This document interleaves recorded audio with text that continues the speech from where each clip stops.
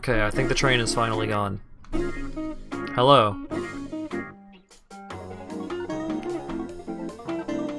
Hope everyone has been having a better day than I. Because, good lord. Everything broke. Everything was fucking busted. Fuck off, my graphics card driver is out of date. What do you know, World of Warcraft? God. I'm so tired. Everything just went... everything went tits up in the bad way. I'm streaming, I'm not updating my graphics driver, no matter how many yellow exclamation marks you put on my screen, World of Warcraft. So, I woke up exhausted and passed out for many hours. And so I woke up really late, so my sleep went poorly. And then I had to update my computer, and updating my computer took half an hour, and it broke everything. So, also, unfortunately, the thunderstorm has mostly passed. I was gonna try and have some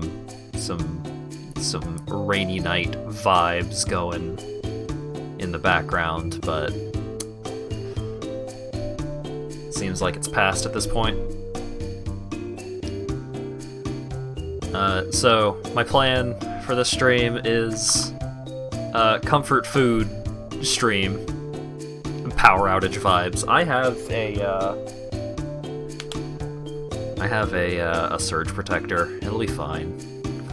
Worst thing that happens is the stream ends. Oh no. We'll consider tonight's stream a bonus stream, because I have something to do tomorrow.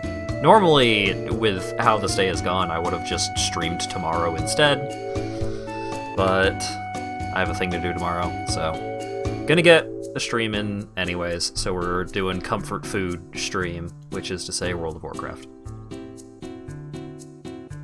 Okay, yep, there he is. Okay, I'm going to remove most of the martens. Not all of them. I'm going to remove most of the martens.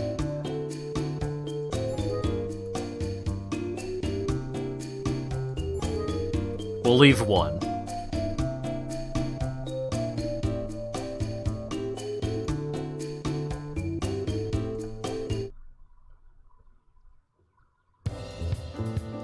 Oh yeah, I added some new songs to the stream music playlist, which was a real great feeling when I did that last night, just as like a little fun. I'll add some new music to the stream playlist. That'll be fun. That'll be nice. And then I checked Twitter while I was trying to force myself out of bed, and everyone is going fucking bananas because Twitch is like doubling down on DMCA takedowns and stuff, and they're being extremely dumb about it. So that's neat.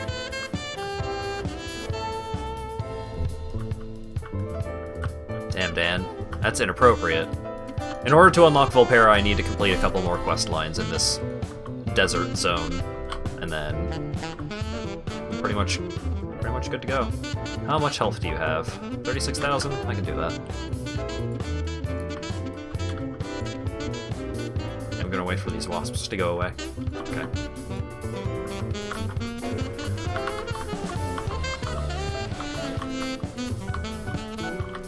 Oh yeah, evidently, I looked up some DPS rankings for the current patch of World of Warcraft, and apparently this spec that I'm playing right now, Beastmaster Hunter, is one of the best. It's like it's 4th on the overall specialization charts for DPS. I accidentally oopsed into a good character, which I'm going to abandon to play a much less good character. I think Outlaw Rogue is like I can't remember if it's 9th or 11th, but it's pretty far down there. But the chart goes all the way to... the chart goes pretty far down, so it's not that much of a concern. I am shooting the snake. I have figured out some fun tricks to make soloing most things in the game much easier to do. So, if your pet dies, you need to cast a spell. You need to cast Revive Pet in order to get your pet back. I mean, that makes sense. Hang on, I'm going to turn the music down a little bit for me. And I'm going to turn it back up for you guys. There we go. Forgot how many TikTok spinning squares MMO toolbars look like. Yeah, it gets pretty hectic down here. But yeah, so I have Freezing Trap, which basically, like, it keeps an enemy from moving and attacking while they are frozen. But they're still considered in combat, so they don't start getting, like, out of combat health regeneration. The downside being, if you attack them while they're frozen, then they break out of the freeze. So what you can do is, if your pet dies, you freeze the enemy that you're currently fighting, and then you cast Revive Pet, and then you send your pet back in to keep fighting. It's great. And the Freeze Trap and Revive Pet both have pretty short cooldowns, I think. Oh wait, this is the one that suggests having 5 players, isn't it?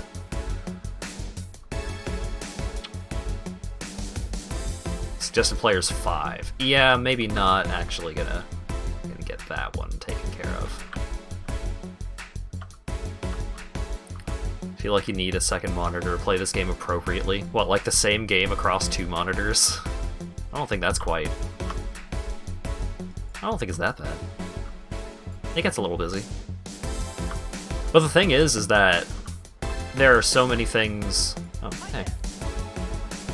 There are so many things that are only contextually required, or appropriate, or applicable, or what have you, that, it's not as overwhelming as it seems. Plus, this ability doesn't even do anything, because I'm not in open PvP mode. Oh, alpaca. Nice.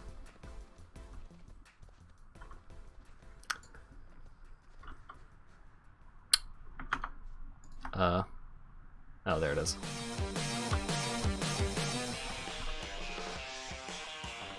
Wait, why was that dedicated to a hotbar button?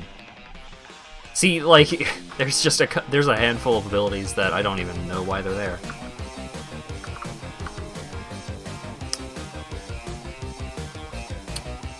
So, like, this trap I only use contextually because you can't hurt enemies while they are affected by this trap, otherwise the trap just immediately goes away. This is a duplicate of this, so that can go. This just slows enemies, which is fine, but not something that needs to come up that often. $15 a month? Yeah, it's not great. I mean, if you're going to put in... Let's say you get a World of Warcraft expansion and you play for 24 hours. You play for 24 hours in a month. Right? Over the course of an entire month, you only play for 24 hours. $15 for 24 hours, not bad at all. Your video game budget is $5 every 2 years. Yeah, well, you're a roguelike nerd. You don't count. Because you're a genetic freak, and you're not normal. And when Kurt Angle gets into the ring with you, you got a 33 1/3 chance of winning.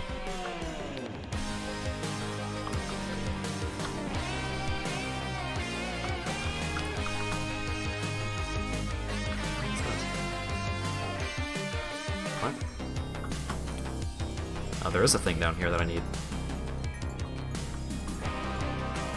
Ah, it was this tiny skull next to the big skull. That's why I was confused.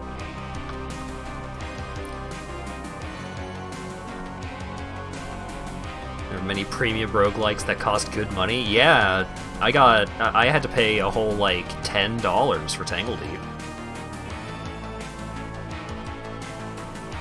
What am I doing? I gotta kill scorpions. Oh, I want that rock. But I can't... I don't have flying mounts unlocked for this zone quite yet. Well, the scorpions are just fucking gone, dude. What happened? You got the second DLC for free because you wasted a month of your life QAing it. I mean, I feel like wasted is a strong word, all things considered. Considering that, speaking as a huge roguelike nerd, it is one of your favorites.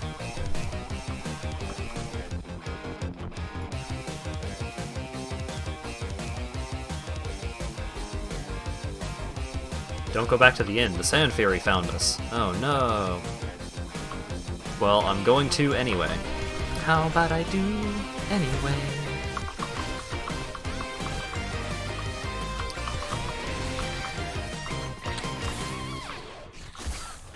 I'm gonna have to at some point, because I gotta hand in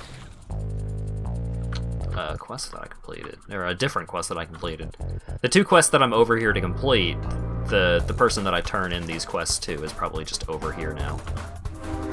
Oh god, train.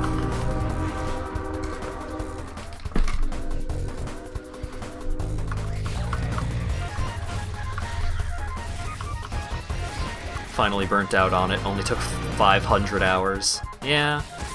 Well, that's kind of like Path of Exile. Path of Exile is a game that I've put so much time into, but because of the nature of how the leagues work, where it's just like every now and then it's like, hey, or every couple of months it's like, hey, we have developed a new gimmick for playing through a league, and with a league you start from basically scratch. So you start the new league and you build up your character and you start getting all sorts of fat loot, and usually the gimmick is like something that mixes up the gameplay just enough to make things different from the last time you played. And if you haven't played in a while, then maybe there's been a couple of leagues. Maybe some of those leagues have been implemented into the base game. And so it's like, hey, in addition to the new league mechanic, there's a handful of other mechanics that I'm unfamiliar with that I can spend some time learning and stuff. NetHack November, right.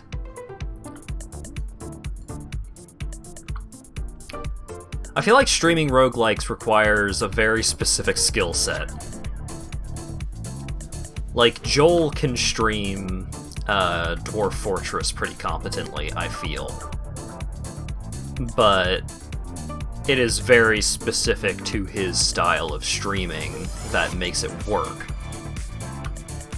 So you'd have to find a way of streaming that kind of content that would make it appealing to a wider audience, I suppose. Or you could just really lean into streaming directly to nerds that are particularly really into roguelikes, so you don't need to explain every little thing that's going on. Because that's the biggest problem with games like that, is for the average player, they have no idea what the fuck is actually happening on the screen.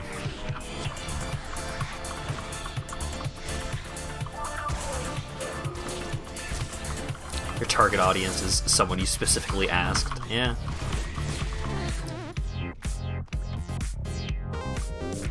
Okay, I did it. I completed the quest.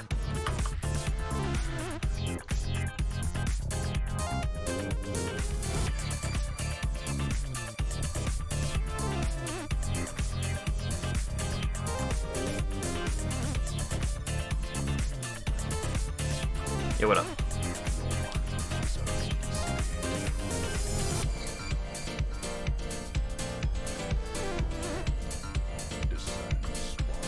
Alright, now I gotta kill some trolls, probably.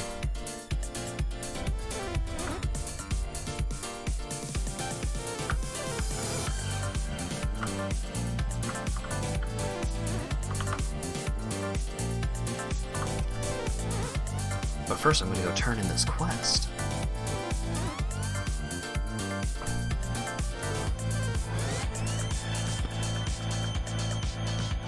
Try translating Kocha to a... oh god.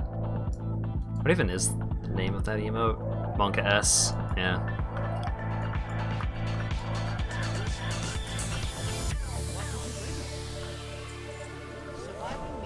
Yeah, I could see why that would be a difficult thing to translate to other things.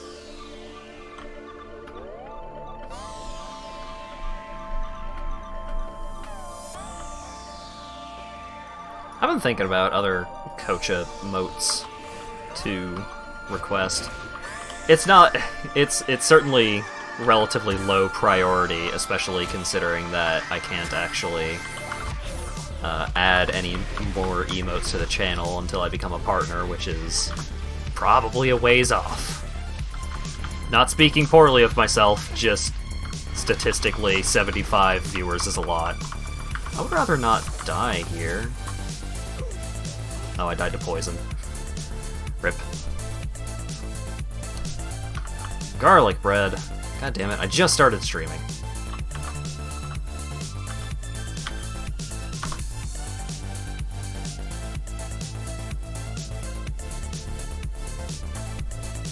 You try Skyrimming with that goat? Look, that doesn't fall within my range of proclivities, alright? Stream your thoughts about garlic bread while you eat. I was actually just gonna get the garlic bread and, like, one-hand play while eating garlic bread. With my mic muted, of course. I'm not a monster. Okay. I'll probably get lodged in that rock. So I will be right back.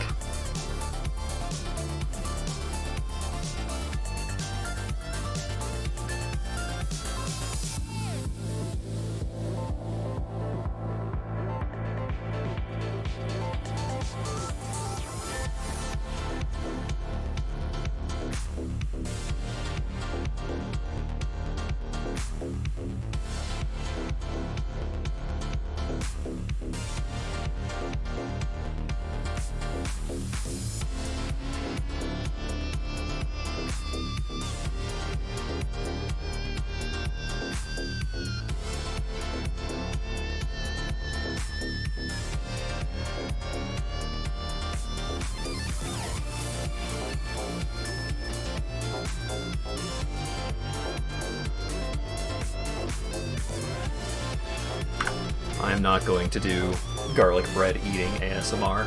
That would be very bad. But I am back with garlic bread. So let's see how well I can play one-handed.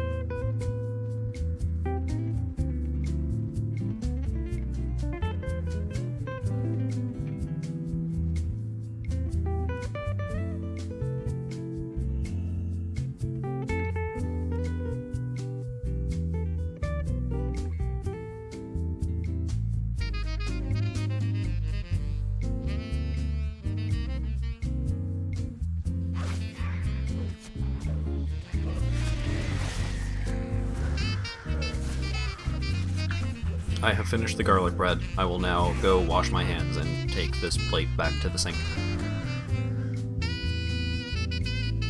Boy, I sure hope I don't die.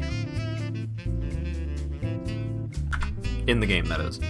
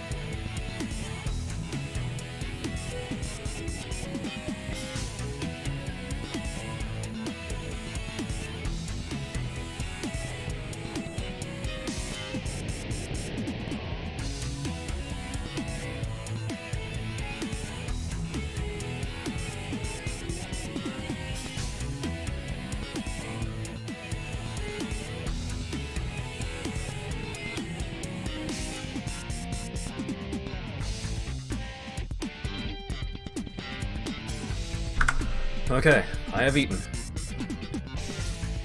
It was really good. It wasn't, like, super fancy or anything. I think it was just, like, Texas Toast brand garlic bread.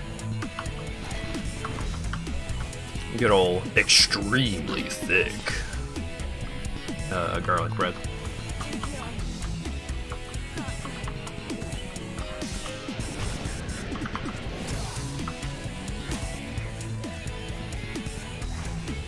The eating was 2 out of 10, no extremely loud lip smacking noises. Yeah, I'd rather not.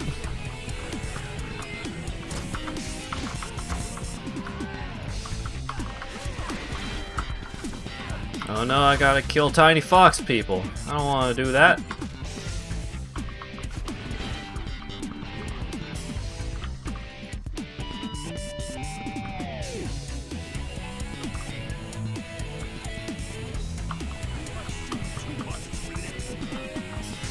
Get out of here. Quit mind thieving the fox people. There we go.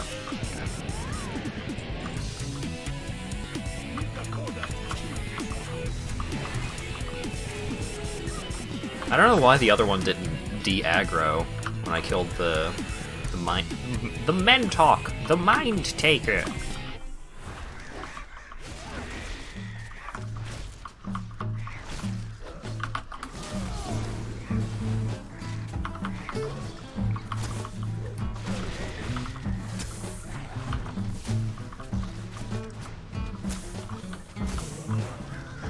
I did it, I killed the man. Where's the last skull? Oh, is it up here? Oh wait, there's a treasure over here. Oh, it's up there. Everything's up there.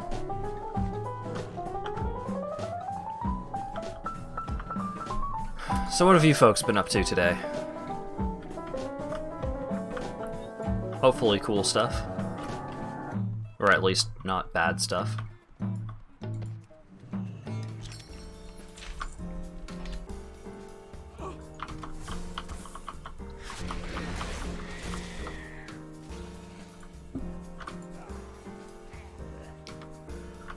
Finally played Noida for 3 hours. Yeah, I watched a bit of Vinny playing the 1.0 update.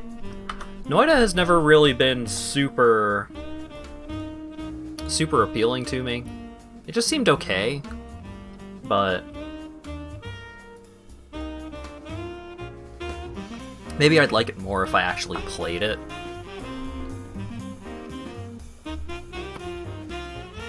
Hard to say.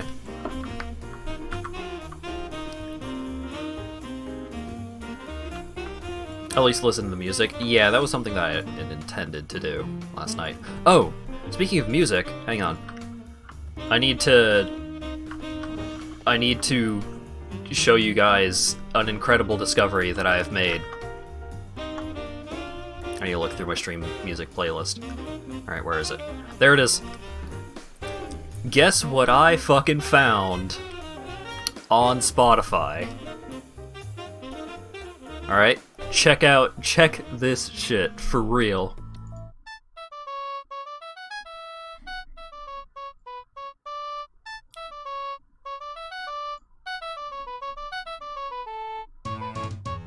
Yeah!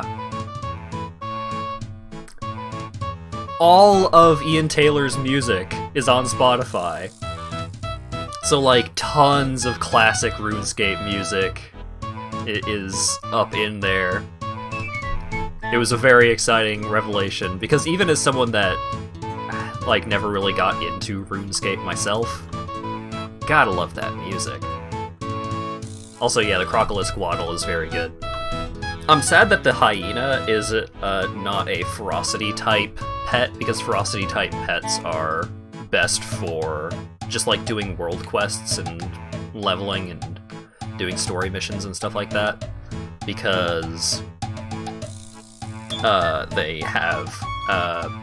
they both have and give you lifesteal, or just leech in this case, which is super good for not having to waste any time in between encounters.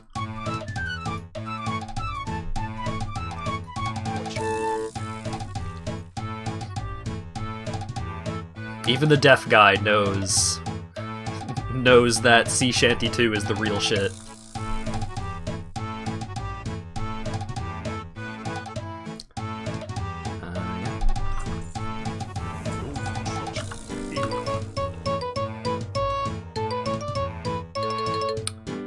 Is the hyena more meant for raids? Yeah, the hyena is better for situations where you have a tank that isn't the pet. Because pets are not extremely tanky, it's just that you have a couple of ways of healing them.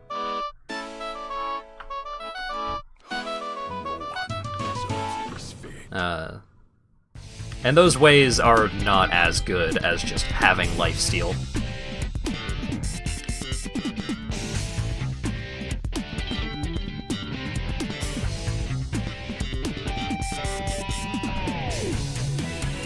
Boil the blood and stingers you collected, mix them in our ceremonial gold tusk goblet. It's a pineapple. Don't eat it, we only have one. Wow. Alright, time for drugs!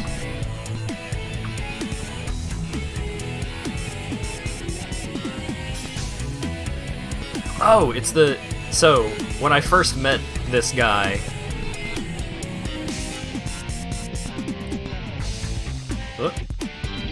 Oh no, I got sick. So, when I first met this guy, he was like, oh, hey, why don't you go and introduce yourself to all of my friends? And it was like the SpongeBob episode where he was scared of going outside. You go around and look at all of these skulls. It's like, that skull over there has an eye patch, this skull over here has a hat, and stuff like that. And you can talk to the skulls in a couple of different ways, but they're all like, it's just a skull. And then this guy is like, yeah, aren't they great?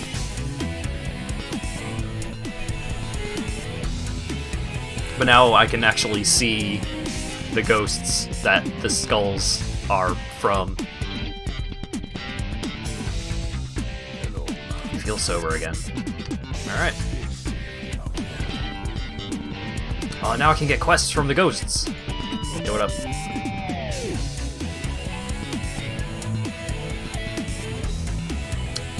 Gotta get this juicy fruit. It's gonna move ya.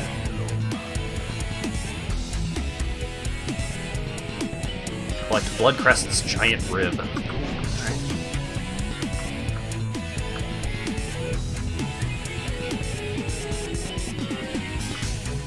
Are you a flight master? Oh, she might become a flight master after I complete this quest.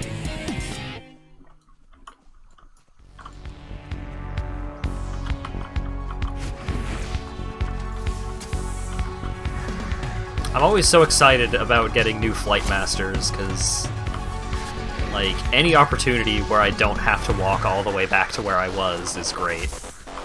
At least until I get, the ability to fly in these zones. But you probably have to do a lot of stuff in order to unlock flying in this area. I actually... I wonder if they've just given everyone flying in the previous expansions. Because I know I worked pretty hard to unlock flying in the Legion areas, the Broken Isles. I don't remember if I have flying unlocked in Pandaria or any of those other areas. That is something I should look up. But not before I unlock a cool fox people. Top priority. I've been thinking about what expansion I want to level my Volpera through. Because in terms of characters that I've actually, like, played through, in terms of expansions that I've played through for leveling,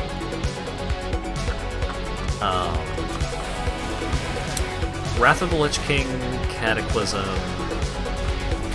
I guess I kinda played through Burning Crusade? No, I played through Burning Crusade. I did play through Burning Crusade. Burning Crusade kinda sucked to play through, actually. All of the zones were so fucking huge. I need to kill predators.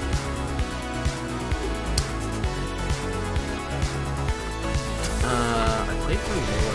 I guess the major expansion that I haven't actually, like, played all the way through as part of a leveling process was Mists of Pandaria.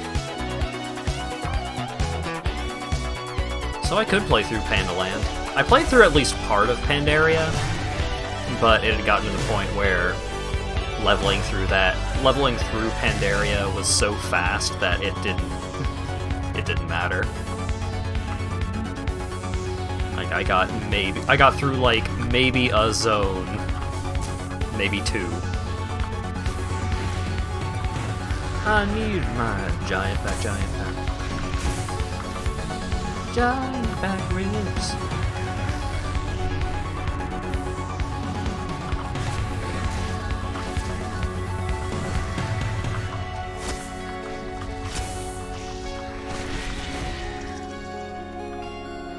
Oh my god. The fucking Baby Back Ribs song off of Mouth Dreams. Lost my shit. It's so good.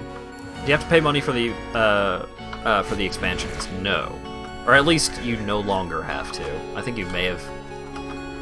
It was weird up until now, but now, currently you don't need to get anything... Okay.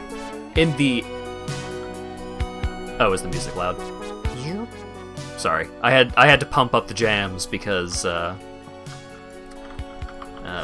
Sea Shanty 2 being kind of quiet.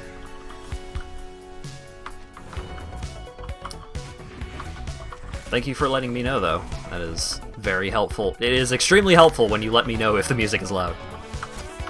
Don't worry about sounding like a whiner when you do that. So, in the current state of the game, in order to play everything that is available in the game, right now, you only have to have a subscription. Like, you need an account and a subscription. That's it.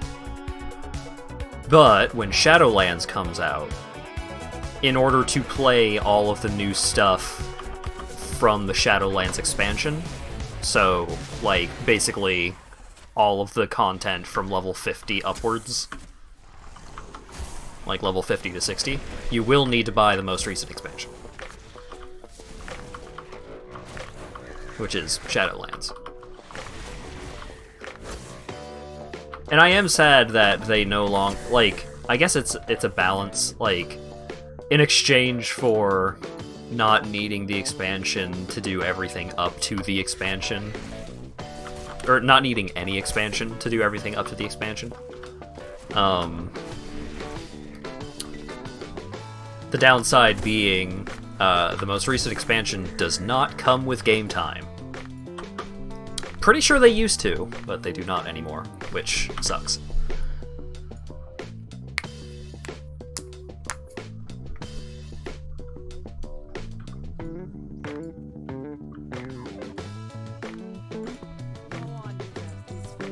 Hey, I was right, she did become a flight master.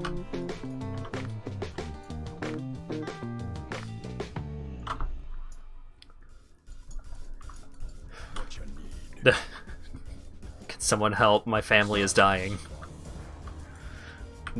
Yeah.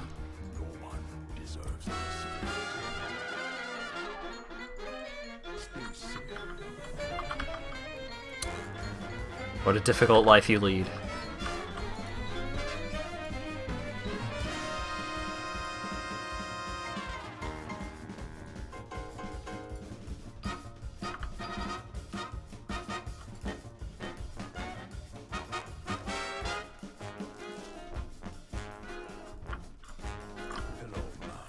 Alright.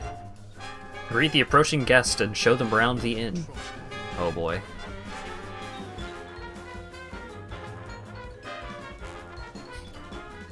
Our first guest of the day. This is so exciting. Don't kill them. Wait, what? Bladeguard Tarkaj. Oh! It's this fella. You doing alright, buddy?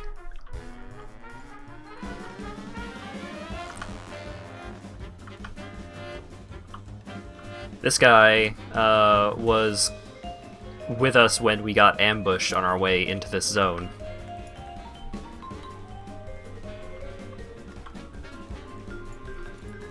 The snake people are being huge dicks around here, so that's why we're hanging out with the fox people.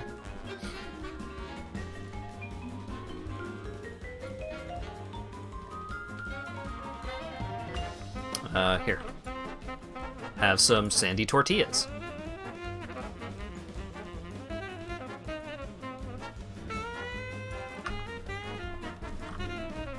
And have some water.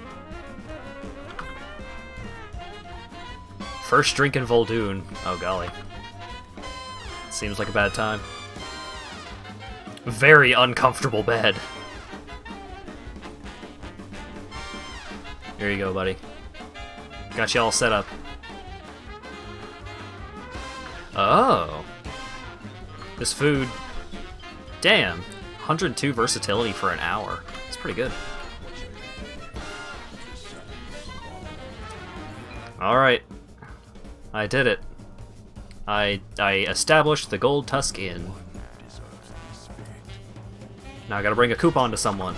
And that someone is probably going to be my next leveling area. Because that's how these zones go.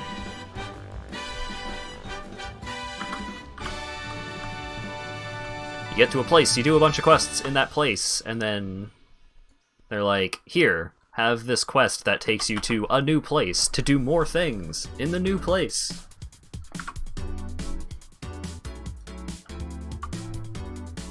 It's not exactly revolutionary, but it does flow pretty smoothly. The only times where it has been a bit awkward is when I accidentally run off to another area before I'm finished with the area that I was working on at the time. I wonder...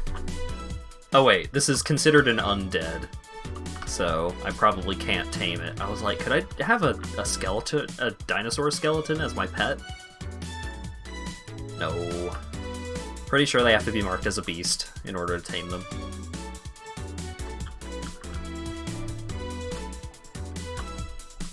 Like this guy. Level 50 beast.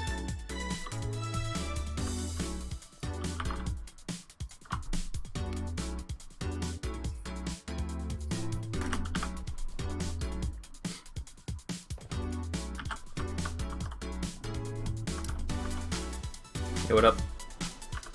Yeah. Everyone, please, your mouths are so big. There we go. Have a coupon! Alright, kill some ghosts. Find a golem. Collect some stuff. These are all things I can do.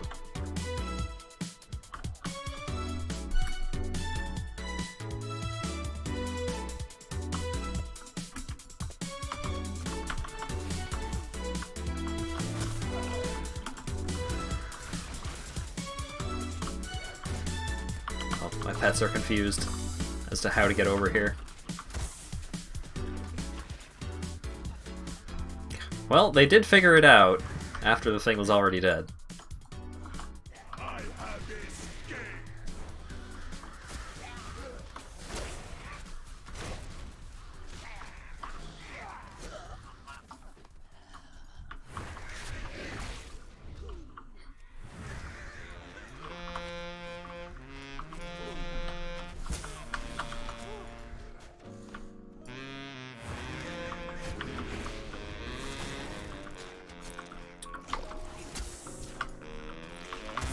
Treasure chest?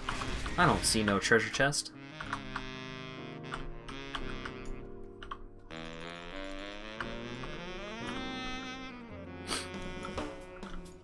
Huh.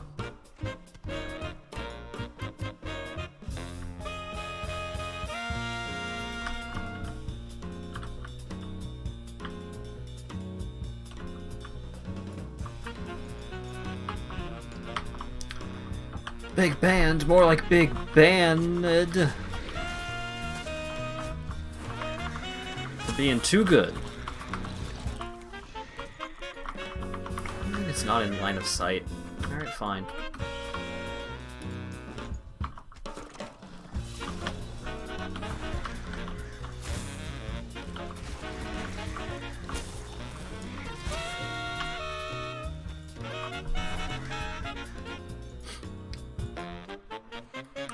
I don't think I like this desert zone as much as I liked the desert zone they introduced in...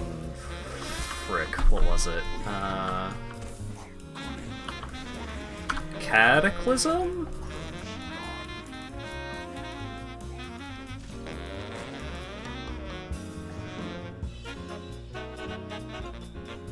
Yeah, Uldum, I think.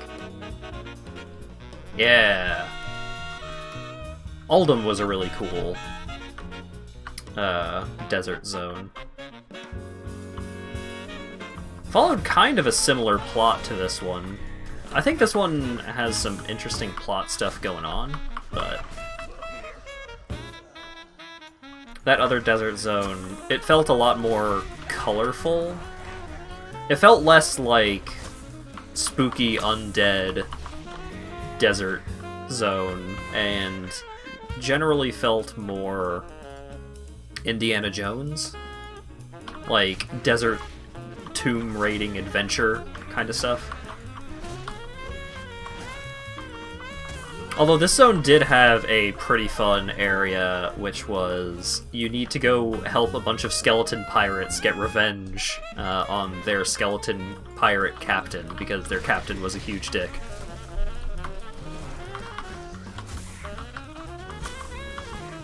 And that was a good time. The skeletons were fun characters.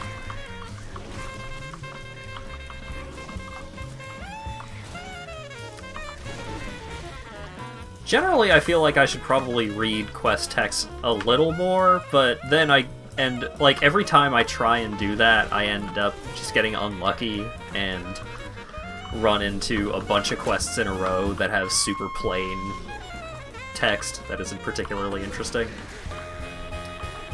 Skullgirl's Night when...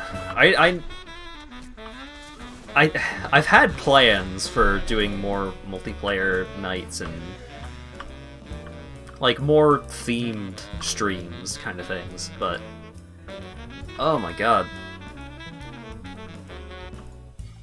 It doesn't really feel... It doesn't feel like depression sleep problems, which I am familiar with. It feels more like just poor sleep quality sleep problems, which feel a little more immediately solvable. So if I can manage to solve my sleep problems, then I'd be more than happy to do some more gimmicky streams and stuff like that. But tonight, between bad sleep and a bunch of technical problems, you guys gotta deal with World of Warcraft. I'm sorry, I don't make the rules.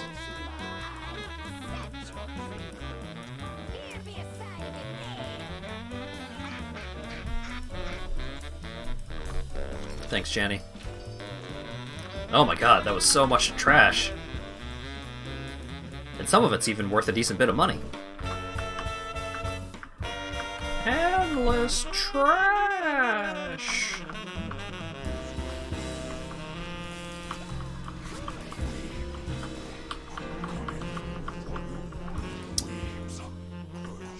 While I was looking at the DPS and tanking rating charts, like healer charts and everything, poor monks and demon hunters are just like really getting the short end of the stick on balancing changes. Just like getting worse when they were already the worst. Part of the problem is that a lot of classes are balanced in accordance with, like, progression that they are going to make later. So, like, balanced as if they were going to have access to all of the stuff that is in the expansion, but the expansion isn't out yet. Which is a bit awkward. Oh, here's where all the ghosts were. Is there a way to get at that golem without aggroing a ton of ghosts?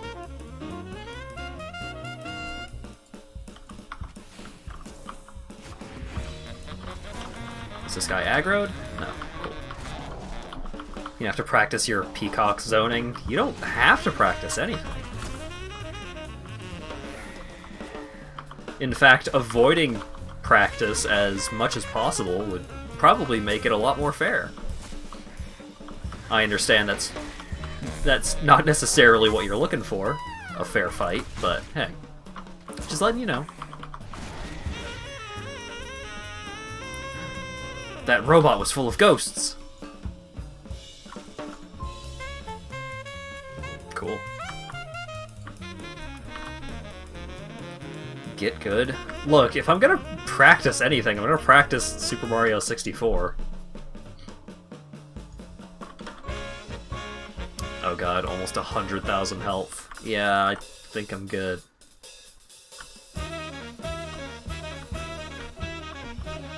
Do you have any news? Don't die.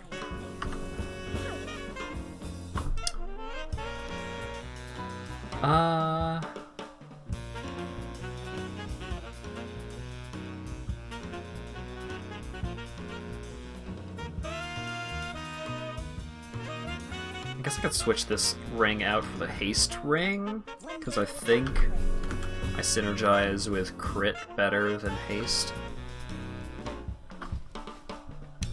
Because whenever I get a crit, I get a free barbed shot, and barbed shot does... it does a decent bit of damage over time, but the more important thing is that it causes my pets to do an AoE stomp, which is a bunch of extra damage.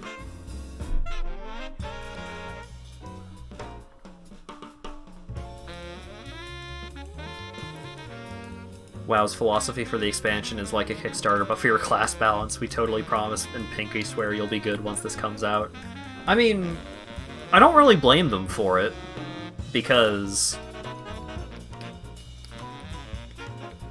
like a lot of the stuff that they're adding in the expansion, like what's it called? Not packed. They're adding some like really substantial stuff that will change the way that your character plays pretty noticeably with the expansion.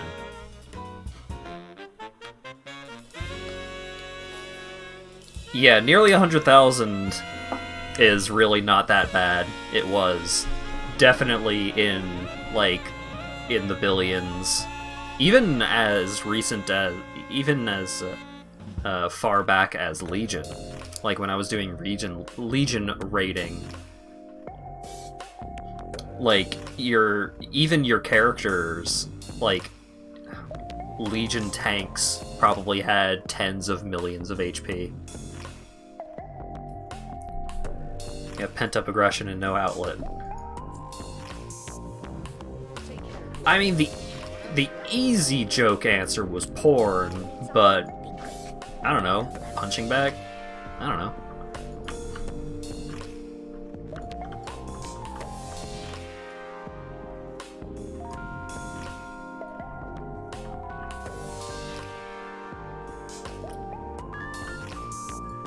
Not sure that'd be very effective. Oh, maybe.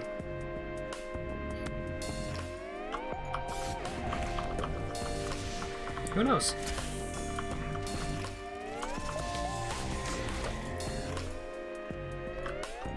Recently, I've been feeling particularly bad about, like...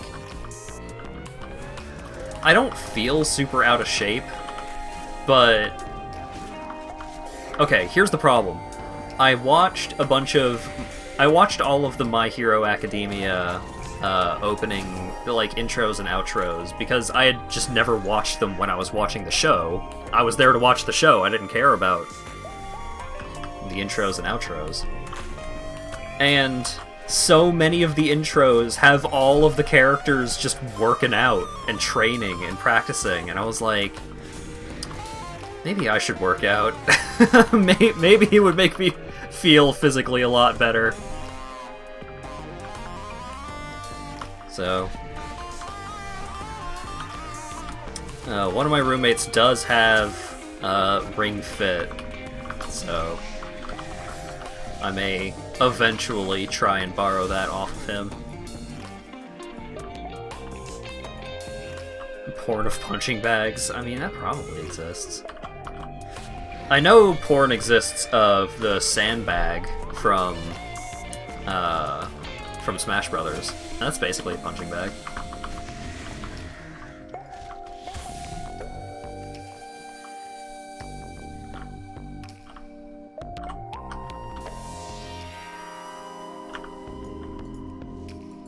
Eye emoji. Yeah, because I was going out of my way to look at porn of Sandbag from Super Smash Brothers. Trying to imply something about my character, are you?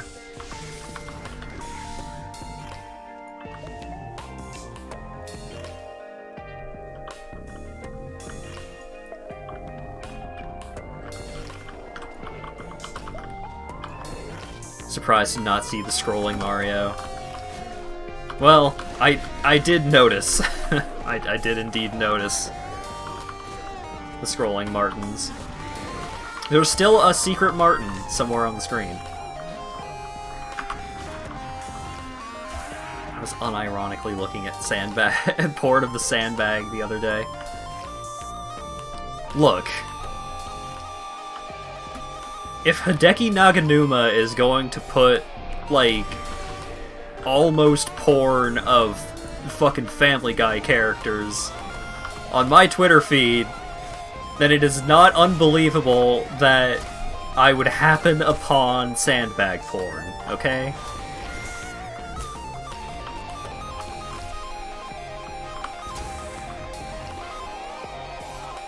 Whilst deep in the irony.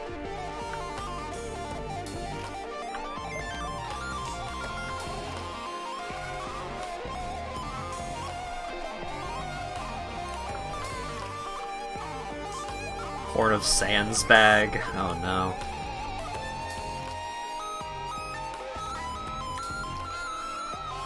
Horn of Sands Undertale is always just really upsetting to me. I just don't like it. Just like spiritually. It's usually not that good anyway, but just particularly upsetting that they would get horny for that character in particular.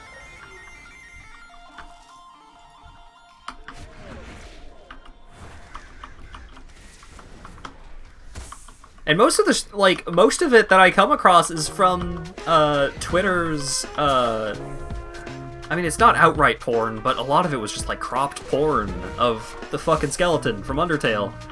And it's showing up in the Twitter God, what's the term for it? It's not trending topics, it's the thing that shows up below trending topics on the mobile app. Like, topics you might like. And it's like, oh, here's the Undertale topic. And sometimes it's just like, oh, here's, like, oh, I gave my, my Ralsei plush some Halloween decorations. And I'm like, oh, that's all cute. And then just, like, horny skeletons. All over the place. And I don't want to look at the horny skeletons. Quit giving me horny skeletons. At Jack. What am I doing? Oh, I'm supposed to... I've been mining all of these golems. I'm supposed to drain ghosts out of them.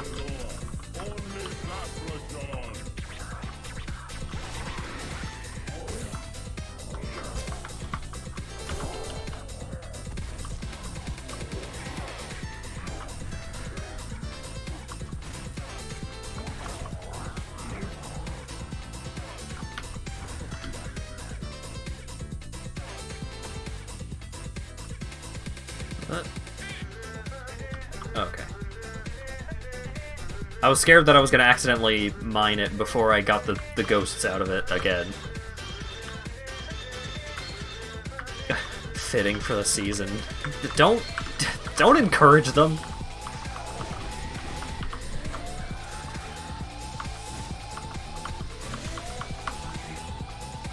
Horny Sands Undertale. Get out of here. Disrespectful is what it is.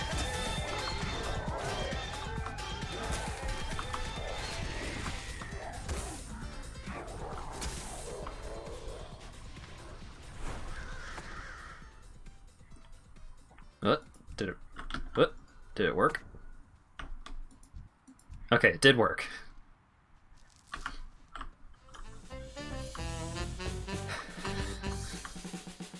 Disgusting sex havers. Look.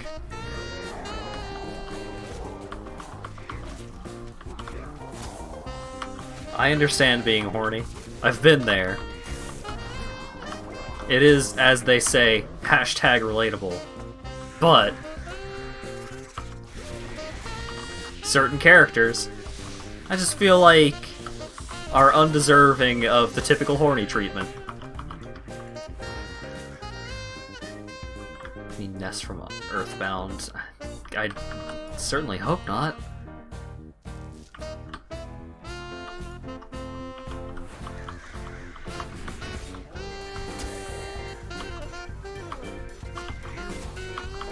I should have known this was a dangerous conversation to have while Dan was around. Because he will use my distaste for evil.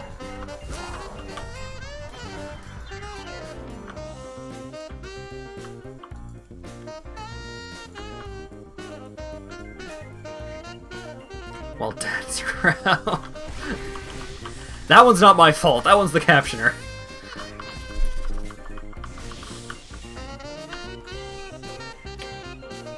Okay. Even though I didn't kill this robot, can I get the soul out of the robot? I don't think so. I have to kill the robot. I was the captioner.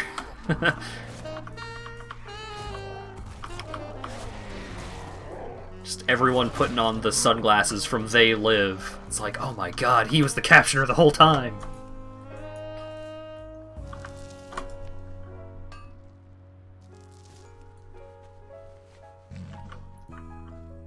Alright, I got all of the robot ghosts.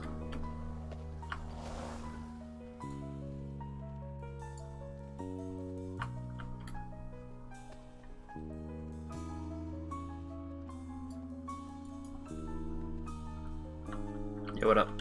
Have you come to trade? Be quick. Be clever. Come to trade. Need something? Kill Kakrajan, the Undying. I can do that. Probably.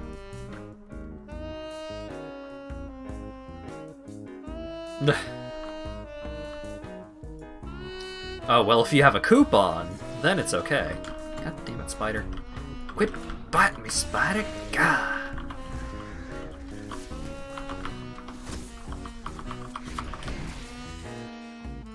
Spider bit me.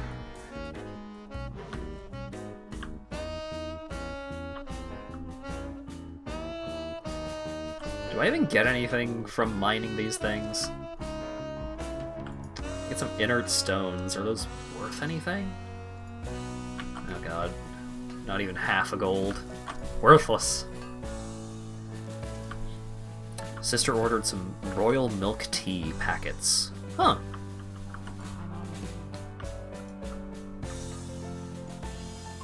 My current tea endeavors are... there are 2 more boxes of the same tea that I've been drinking for a year now. In the shopping cart for our grocery store order for tomorrow morning. I allegedly have less than an hour to figure out if I want to add anything else to the shopping list, but I've been struggling to figure out stuff that I want to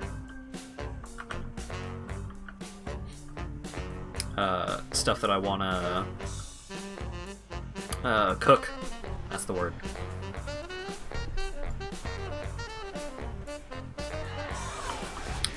Alright, we took all of the ghosts that came out of the robots and put them into this ghost. And now we gotta kill the ghost, using the power of ghosts. Should figure out how to send horny goatweed to Hat and his roommates. Funny thing, we totally have horny goatweed in the house, I'm pretty sure. Because Lawyer Dog sent horny goatweed to, who was it? Seal, I think. Not Seal the artist. Well, Seal the artist, not Seal the famous music man.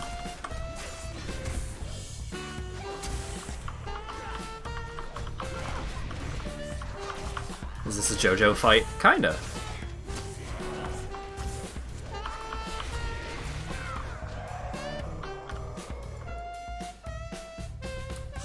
Hook me up with the cool shit. I don't have an infuser or anything like that. Well, maybe I do. I might. The problem is that loose leaf tea is just so much more of a hassle to make. I still have some tea in my closet, but the box full of canisters of tea is stuck under a plate, and I don't want to move the plate. Because next to the plate is a lot of other stuff. We'll include fillable paper bags. Tempting.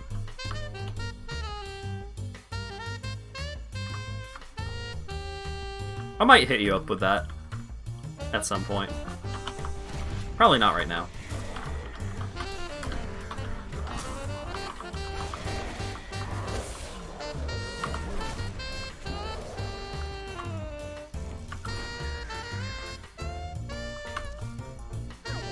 We did it! We killed the ghost!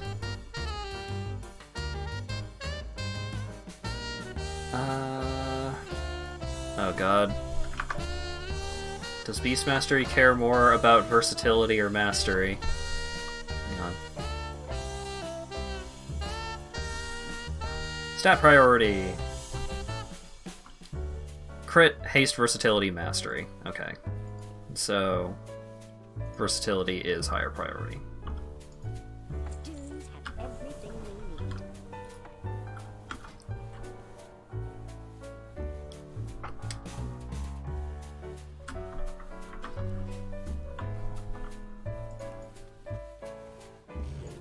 Alright.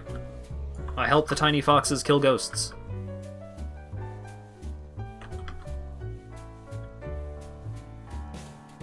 Give me the type you don't need an infuser for. What, like, tea with pulp? Is that what you're trying to give me?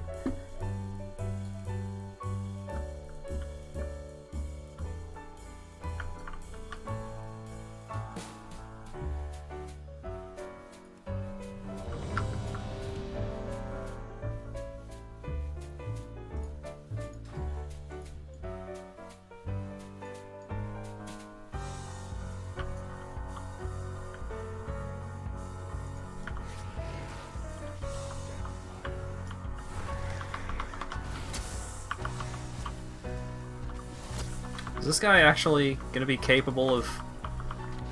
Are me and this guy going to be capable of killing this dude? Eh, maybe.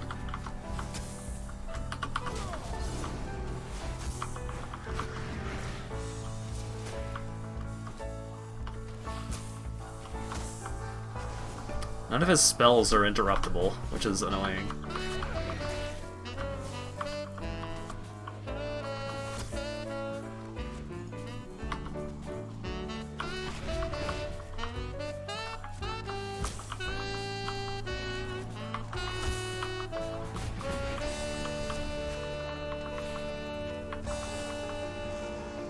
Getting a party full of dudes, but several of them aren't anywhere close to where we're at right now.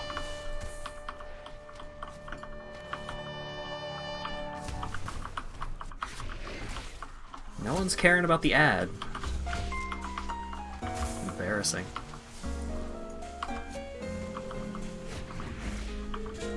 I need to make sure that Mend Pet is being maintained. I've been doing a bad job at that. Oh god, Crocolisk, no! You must live! Crocolisk! Oh. Oh wait, no, he's coming after me! Shit.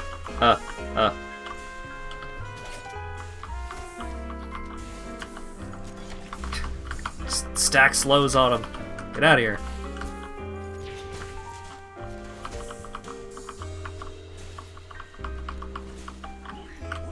Hey! Did it.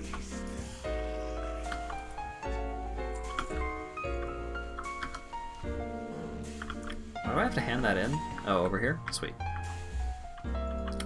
I was heading over there anyways.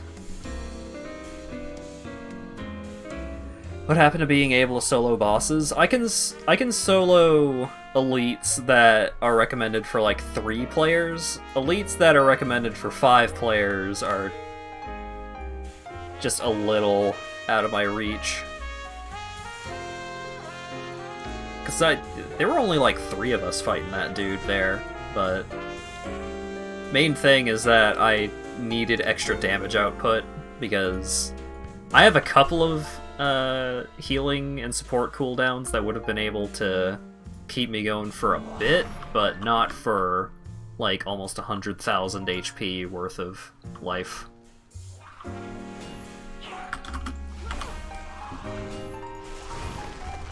I'm out of here. Later, suckers.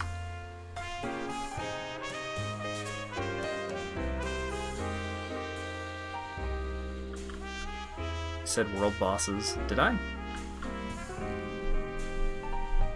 Oh yeah, here are the cool snake men. Snake men that aren't huge jerks. These snake men, also hot.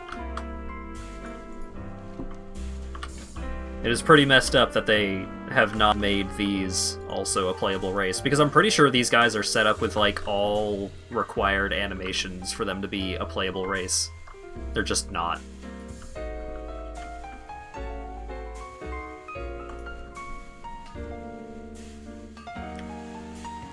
And before they had formally announced that the Volpera were going to be playable, it was the same situation, where everyone's like, Volpera are obviously going to be playable, they have all of the animations set up. There's a bunch of animations that there's basically no need for an NPC to ever be able to do, so if you're going to create a race of characters that are never going to be playable characters, there's no reason to implement certain kinds of animations for them.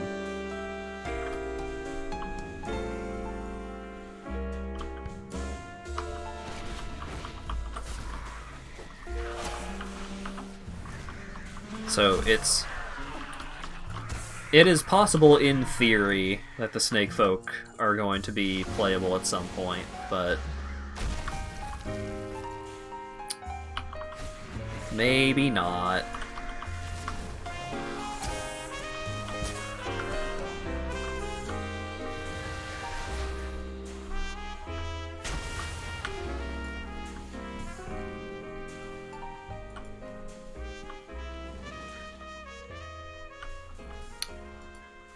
Oh yeah, that's obviously the case, for sure.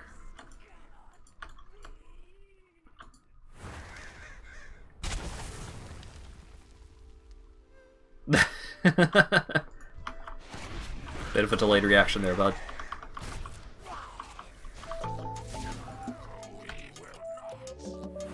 Alright, get out of there, Vorik. I owe you my life. Meet inside the temple. It's not safe here.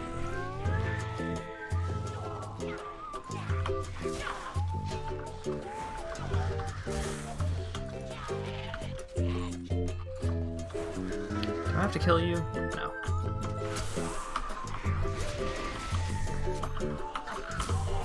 I had to move my head because my mic on the crane arm was blocking the little tooltip in the bottom right corner. That would be a good way to test model animations. Not really! That'd be a way to test, like, how, like, whether a model was properly rigged, but that's not really... That kind of thing is not how World of Warcraft model... Like, that's not how the animations are used.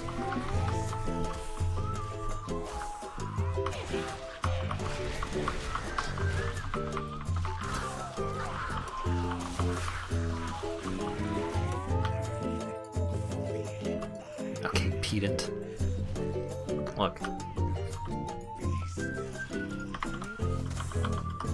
Gotta have a limitation to how horny people are allowed to get for snakes in here.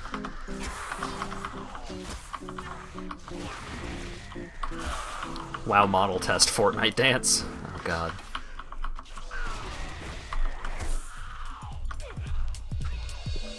The music just Find the owner of the flute. Okay. Oh, they're over there. I guess I'll go over there and see if that starts like a little quest line or something. Whee! Whoop!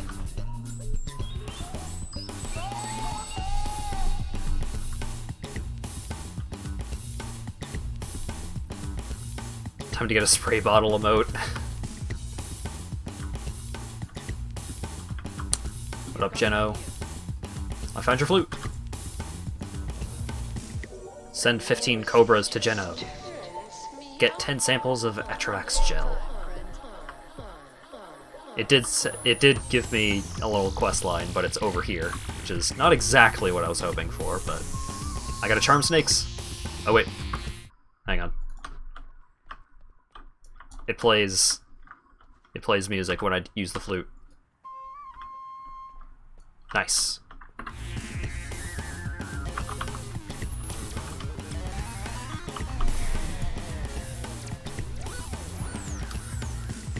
I mean, really, like, more emote slots is basically the reason why I would want to be a partner more than anything else.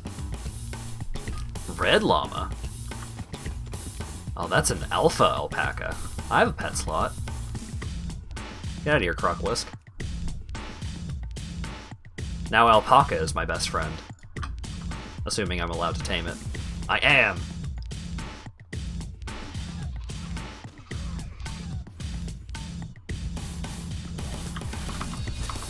Gotta get... In order to tame this alpaca, first I have to kill its child. Alright, tame.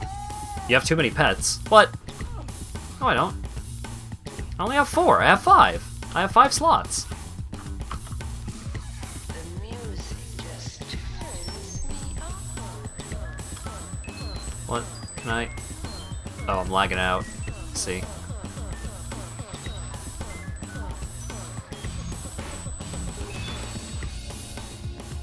Wait, what? Call camel? What is happening?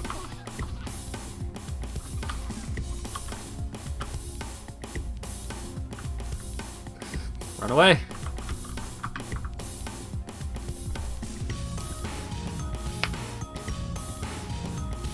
Been horny forever. Well, let's not go that far. Let's not go that far. Oh my god, I can't believe I lived.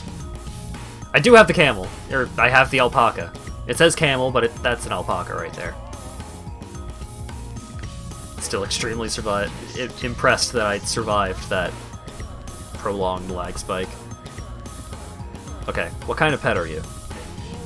It's a cunning! Why is every cool pet a cunning pet? I don't need cunning pets.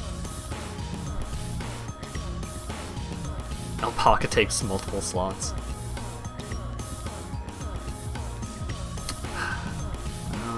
Sorry, alpaca.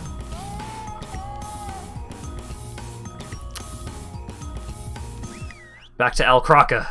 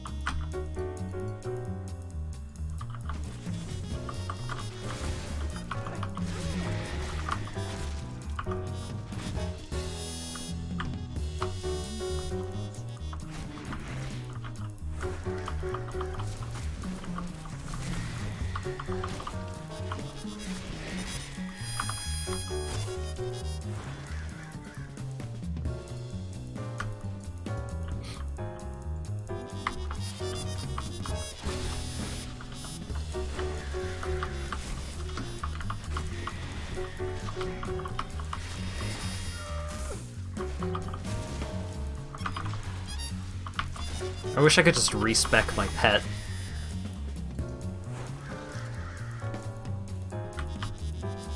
Give me a ferocious hyena.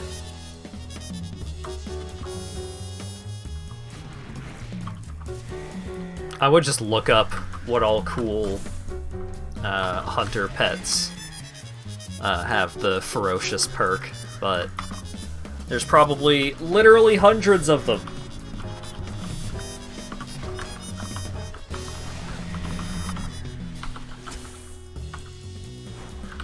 And that would take a while to look through.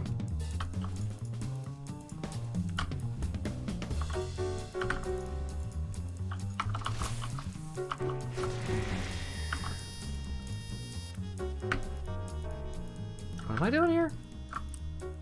Wait, where are the snakes? Mining. Herbalism.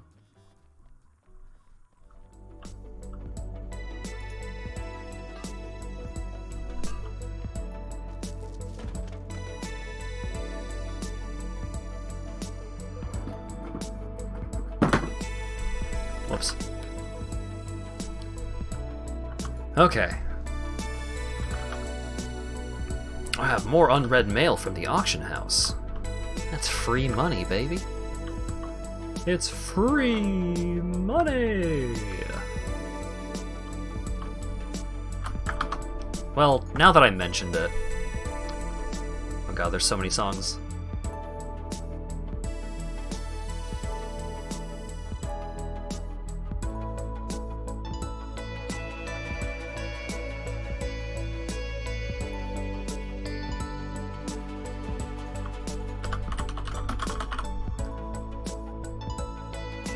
Caleb Bowen. Okay. Oh, I can sort the playlist alphabetically. That would be the smart way to do it.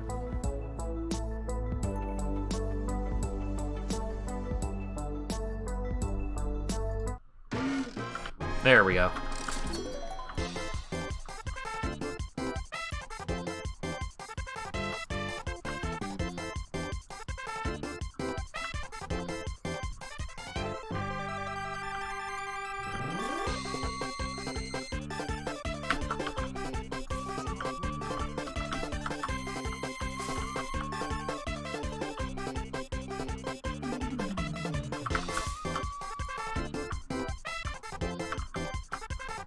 What a good song.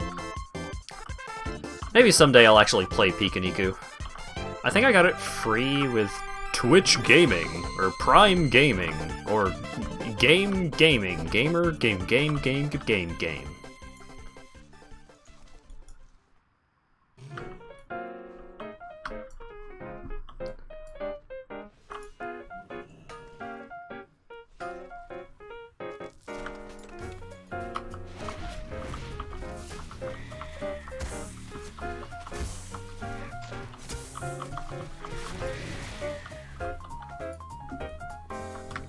Shows how poor an employee of Twitch Twitch Corporation I am. I don't even know all of their dumb product renamings.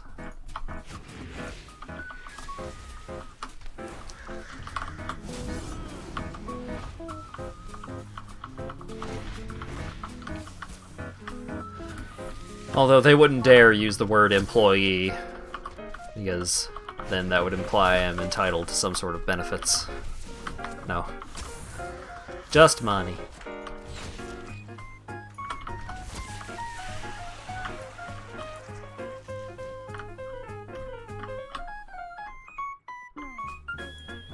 Treasure.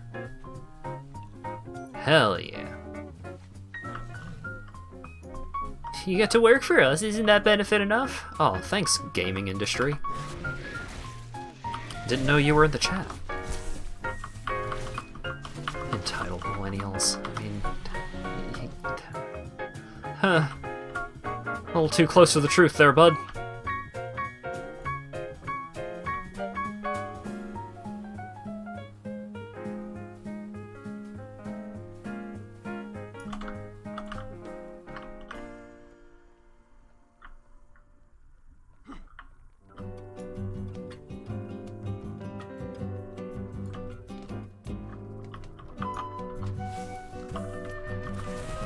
Don't even like avocado. Yeah, neither do I. My mom always tried to get me into guacamole because she fucking loves guacamole, and you can never get enough guacamole at, like, a Mexican restaurant for one person. You have to get enough guacamole for a table, or you don't get guacamole at all. So she was really disappointed that neither me or my sisters were into guacamole.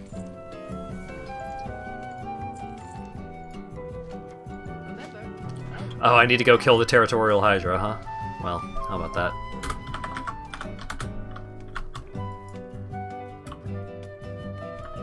That person hit level 50, so I hit him with the grats.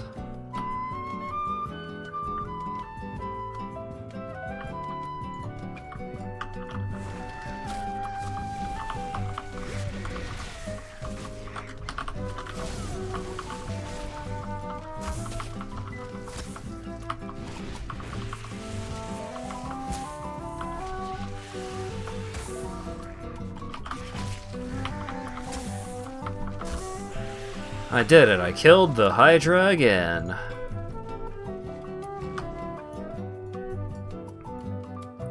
Back to the tiny fox. I think all of the quest lines that I've been doing so far this stream, and most of last night, have not been part of the story. Whoops.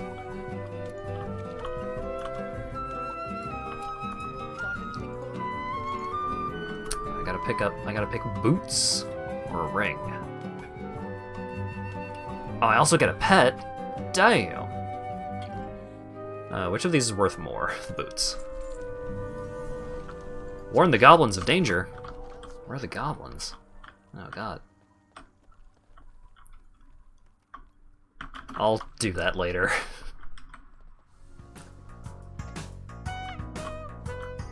Oh hey, it's one of the new songs that I added to the playlist. I didn't realize that the Splunky HD soundtrack was on Spotify. There are some really good songs on that soundtrack. And I think Yeti Caves is probably one of my favorites. How goes the quest? Well, pretty well. Well enough, at least. I haven't been making a ton of direct progress to my goal of becoming a fox person, but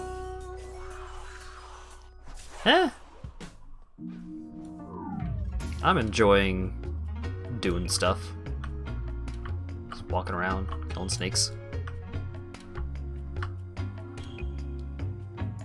Do I go inside? Do I like go down from up here? Is that what's up? Hey, it's Vorik's keystone. Alright, Vorik is the cool snake that we need to help so that the bad snakes don't get the thing that they need to break everything.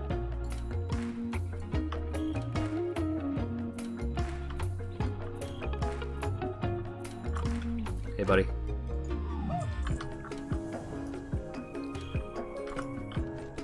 Make this in my home! And then buy my garbage!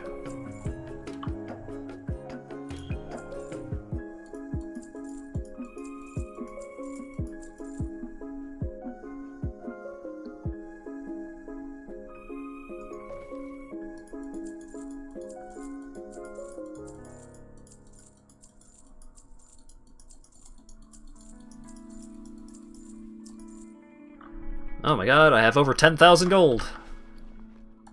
Such a wild concept. Just having 10,000 gold from not even doing like any endgame content, just... It's like doing quests and stuff. It's a weird feeling. It's a good one. I'm glad to have money. Hey dudes. Oh, my cloak is currently only item level 96 or 56. This one is 58. Neat.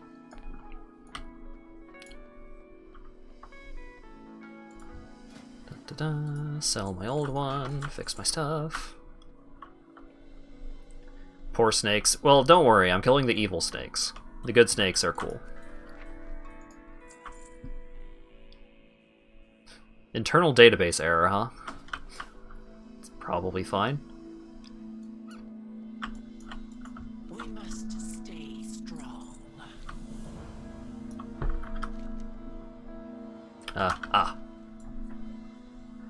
Where are the friend snakes? All around me at the moment. These snakes are cool. All these snakes, cool people.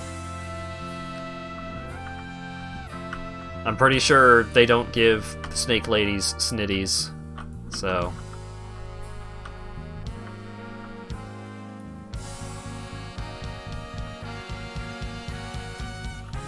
This guy is one of the bad snakes. Or this lady, maybe? This snake is one of the bad snakes. And they've been captured. Can you hug a snake?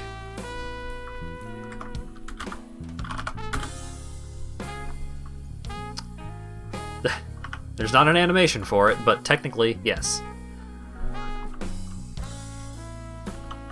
We must remain strong. Promise more upon us. Here you go, Vorik. I hope you do a good deed with this stone that I found. This key belongs to the first keeper. His name was Solthis, and he died at the hands of Korthek. Long ago, Mithrax the Unraveler descended upon our lands. He slaughtered all. Can you be a snake? Not yet, Sol and Seth but maybe someday. alike. Our Loa sacrificed herself to save us from that monstrosity. She struck the Cathrax down, but not before it was able to destroy the disc at the heart of Atulaman. After witnessing his destruction firsthand, we knew that something must be done to prevent anyone from raising Mithrax again.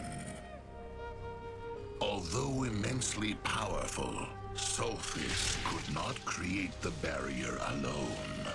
Korthek and I lent him our aid, and together we sealed Mithrax within the Great Pyramid. As the sands continued to spread, Korthek grew hungry for war. He plotted to unearth the Kithrax and use him as a weapon to conquer the continent. A weapon?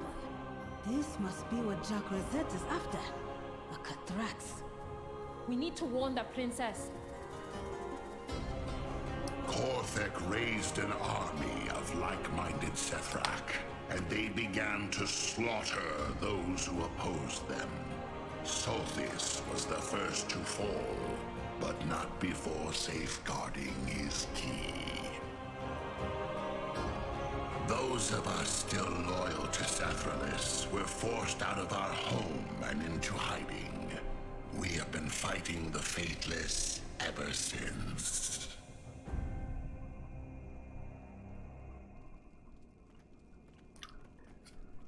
So that's what's been going on in this zone. We gotta fight the bad snakes, because the bad snakes are planning to use an Eldritch Abomination as a weapon? I'm sure it'll work out great.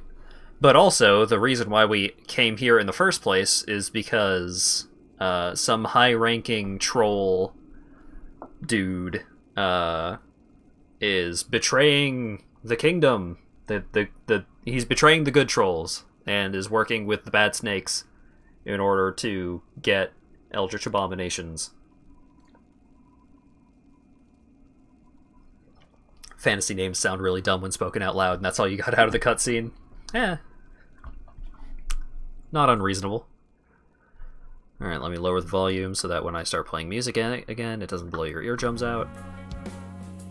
And then slowly raise it back up. So it's right below the yellow. Right around the bottom of the yellow. There we go.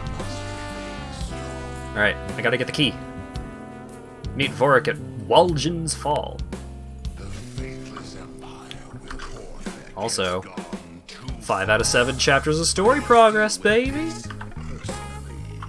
Protect the keys while I am away. We will defend your people as our own. Meet me at Walgen's Fall as soon as you Make sure absolutely nothing happens to these very, very important MacGuffins. fortress together.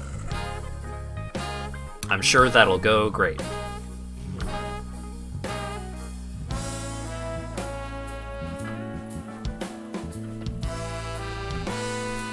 Considering that the like end boss of this expansion is the Eldritch Abomination that all of the villains in this expansion have been worshipping so far, I'm thinking that maybe something bad happens to the key that is keeping the Eldritch Abomination from coming out. They're very protected in that open room, susceptible to anything that can fly. Yeah.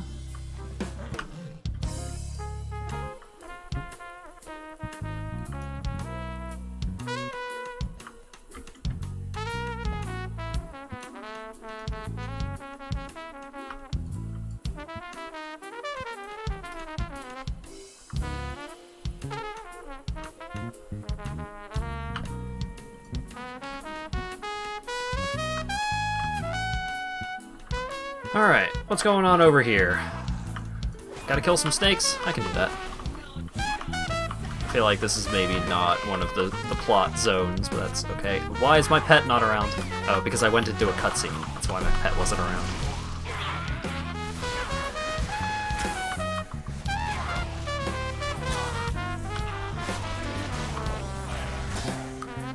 Not much of a god if he can punch it out. Well, kinda.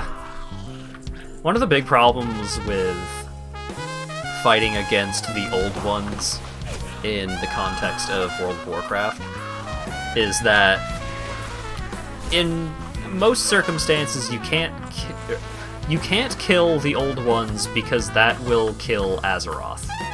Because Azeroth, the Titan, that is the planet that Warcraft takes place on,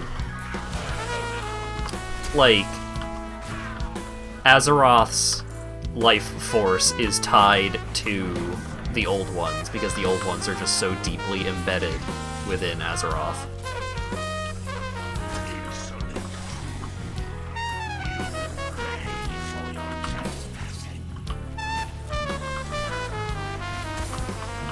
Oh, this is a rare dude. Should probably use my cooldowns then.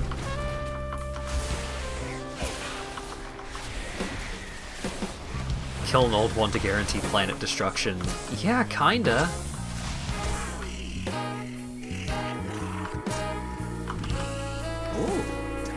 Ooh, set bonus, you say? Oh, it's worse than my current belt in every way. I don't know how they managed that.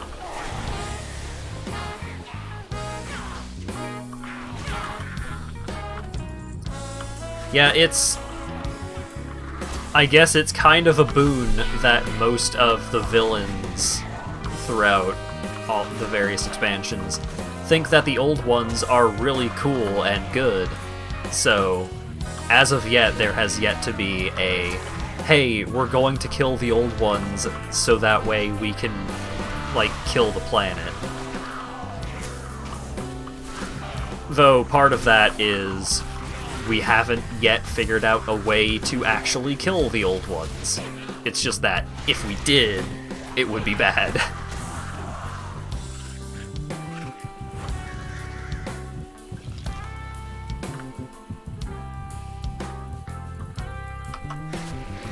It's probably going to come up eventually.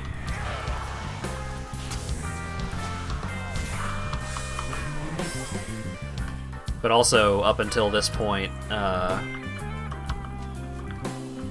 Titans were also a pretty massive deal, but then the final expansion, or the final boss of the Legion expansion, was Sargeras, the guy behind the Burning Legion, and one of the biggest villains in the history of World of Warcraft, or in the history of Warcraft.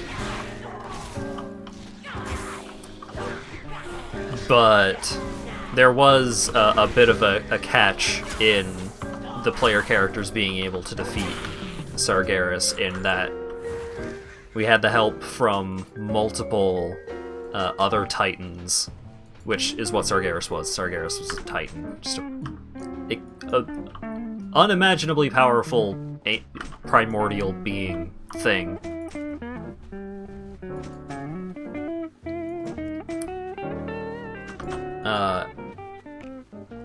So Sargeras had gone crazy and was raising an army to kill all Titans so that Titans couldn't go evil, I think. That was so far as my understanding took me. It was like, to protect the universe, I am going to kill all Titans that could possibly be corrupted by evil. Not a whole lot of self-awareness happening. Especially because Sargeras was very probably corrupted by evil, which is the Void Lords, which are, like, beyond even the old ones in terms of, like, eldritch horror evil. Like, they are beyond space and time. Meanwhile, the old ones on Azeroth, they're just your regular run-of-the-mill eldritch abominations, reality warping shenanigans. Yada yada, etc., etc. This is what happens to lore when you keep churning out expansions. I mean, a lot of this, a lot of the lore surrounding the Titans and all of that jazz came from stuff around the RTSs. It's certainly gotten a whole lot more complicated, but there was a decent amount of this stuff set up as of the end of Warcraft 3.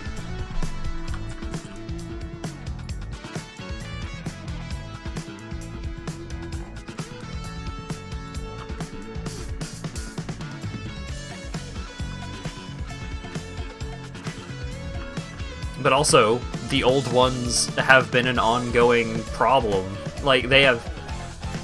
The final boss of... Or I guess, like, the main boss of the base game, like World of Warcraft Classic, as it is now, was an old one. It was Cthulhu, I think? And the only reason why the player characters were able to defeat Cthulhu at all was because, like, he was just barely starting to manifest in the world, and so they just shoved him back in his hole, his prison, his old god. gay baby jail before he had been able to manifest too much of his power. Because if he was like out and doing his thing, then it would have been a bad time.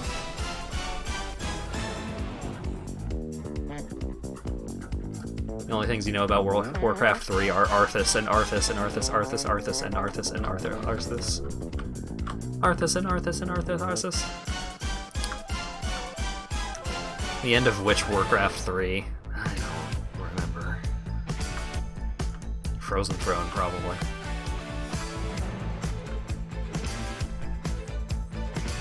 Water and water and water, water, water and water and water, water.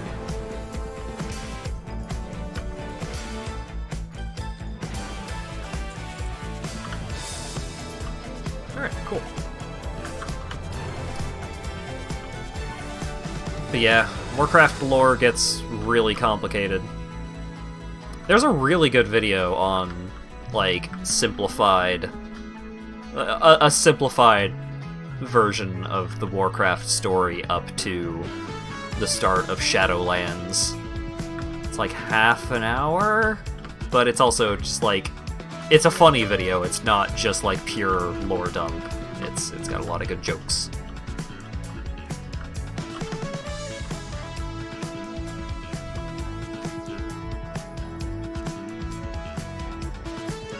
Poking fun in it that there was the remake. Oh no, I don't want to think about Warcraft Reforged. I don't think anyone wants to think about Warcraft 3 Reforged, especially not Blizzard.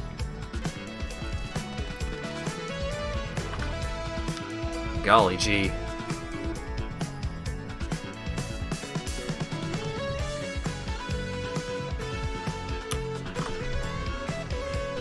That went poorly for them.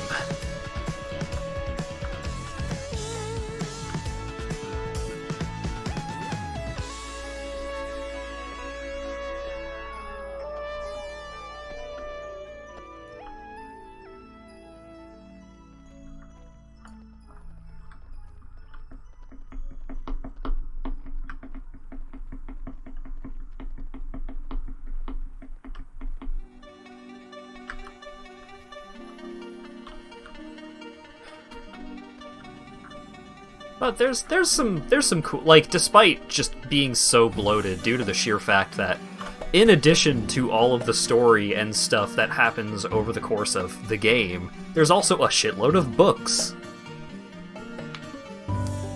Like, I literally have a trilogy collection, like one of those fuck huge books that are just 3 books in one book of I think it was the War of the Ancients trilogy or something. I have a Warcraft book that is 3 Warcraft books on my shelf right now. I never actually got around to reading it because it starts really slow. Heading into the heart of the faithless empire, champion. It is a cruel nest of rock and dirt, swarming with Sethran who have forsaken our Noah. I lived here too once, long ago, before Korthek betrayed our people for power and madness. Hey, bud. In those days, Korthek and I led all Sethrak in our worship of Sethralis. My personal sanctum was hidden away in the hills, a small shrine to Sethralis, where I could meditate. It has been abandoned for years, but it will be an ideal place. Yeah. Wait, what are Valkyra doing here? Oh, hey. Sorry, was this place yours? We just found a cool house and thought we'd set up shop. Everyone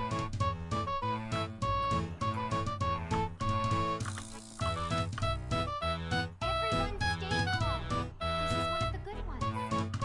Hi, Sans, am I glad to see you, friend? I'm in way over my Oh, head hey. here. I remember this lady. This lady is a friend of mine. I met her early in the expansion. I think this is the tiny fox lady that was singing a song about her alpacas.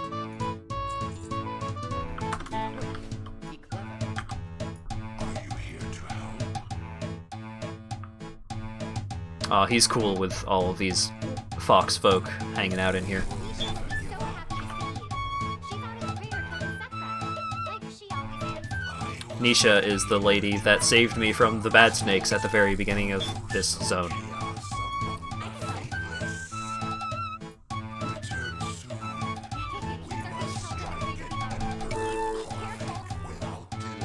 What are you doing here? Helping out Volpera. Where's Nisha? Been stirring up trouble at the slave camp. Alright.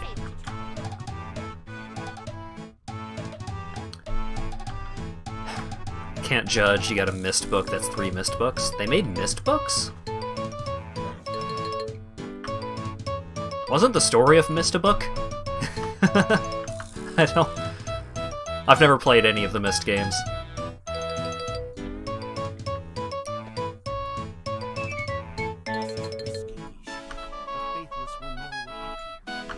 What's up, Nisha? They should know who's gonna kill. And our people shackled in chains down there should know we haven't. Free and armed Volpera slaves. At your door, faithless. Plant Volpera banners. When the fury of the Volpera rises from the sands to demand vengeance, and I will have it. Do you have any? Hey, have this sword. Oh. I need to actually find the swords. I thought Nisha gave me a pile of swords to give to folks. Boop. Aww. That other Volpera gave that Volpera a sword. Here, have a sword. Have any news? The next faithless is mine. Oh god, there's like 3 other people doing quests around here. Quick, have these swords before someone else gives you a sword. The books are prequels, going over the society that makes the books and ending with how the guy's 2 sons end up messing things up and starting the games. Hi there. Surviving means being resourceful. On a weapon again. I think I've seen a speed run of Myst, and I think during that speed... Oh, I think it may have been from one of the GDQs. I think the speedrunner gave like an overview of the story from the games.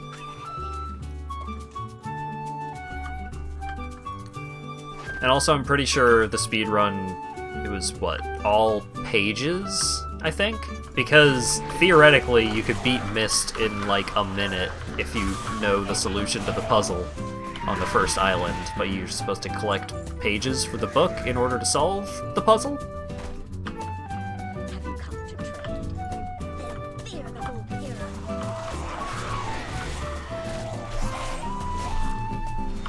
Vinny now lets you pat your meat as an animated emote. Good lord.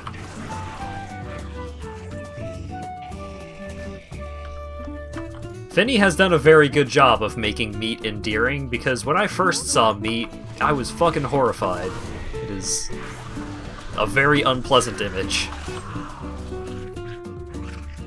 It's been eons since you've actually played the games, yeah. Point-and-click adventure games can be hard to go back to if you remember basically anything about them. Because so much of the game is just figuring out what to do. Like, there was a while where I used to play through every Phoenix Wright game annually. And then, after a few years of that, I was just like, I remember exactly how every single one of these cases goes. So, I'm not actually getting anything out of it, I'm kind of just going through the motions.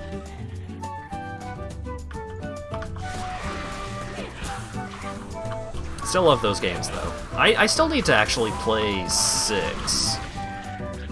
5 was alright. I didn't love 5. I thought it was alright. Need something. One day at a time, friend. Let's burn this place to The twist was pretty good at the end of 5.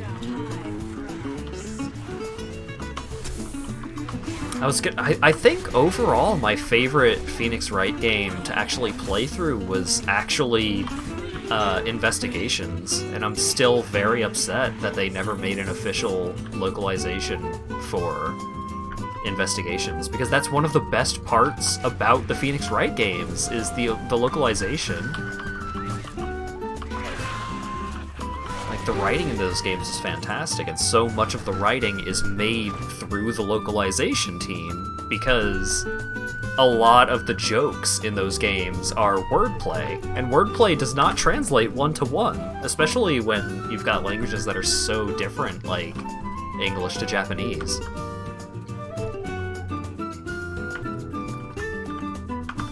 Stream the Ace Attorney series when? Maybe. Part of the problem with the way that I play the Ace Attorney games is usually because I want to see, like, all of the various dialogue. I'll end up save scumming constantly, so I can, like, I can just do a thing wrong and not have to worry about facing repercussions for it, just to see what'll happen. A lot of wordplay in Japanese is how Chinese characters can be pronounced in different ways. Yeah.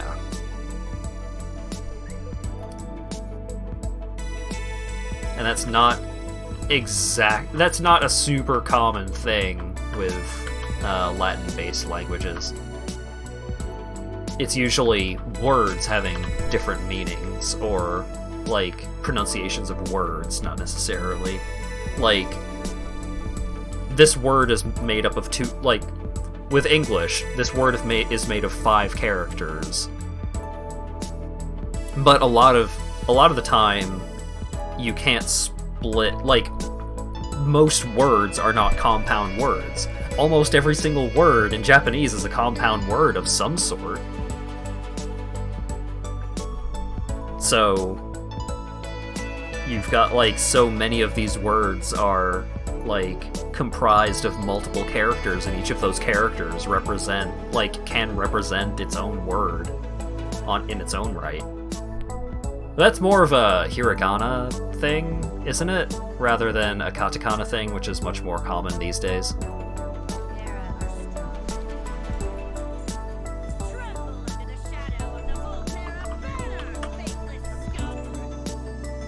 Torch the slave auction sites. Sounds good.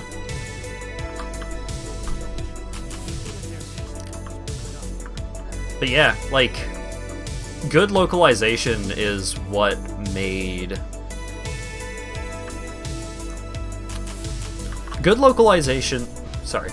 Improving the quality of the localization is what made the Yakuza games really take on, like, a position in the West. Because the gameplay is great, but what really, like, so much of the charm in the Yakuza games comes from not just the writing, but so much of, like, the mini-games, but also so much of the cultural stuff. Like, being able to go to a pachinko parlor and play pachinko. Like, that is not something that Westerners are particularly familiar with. Like, we've got slot machines, but it's a different culture. Like, slot machines have a different culture than pachinko machines. Did a wheeze laugh and your chest mildly ached? Oh no.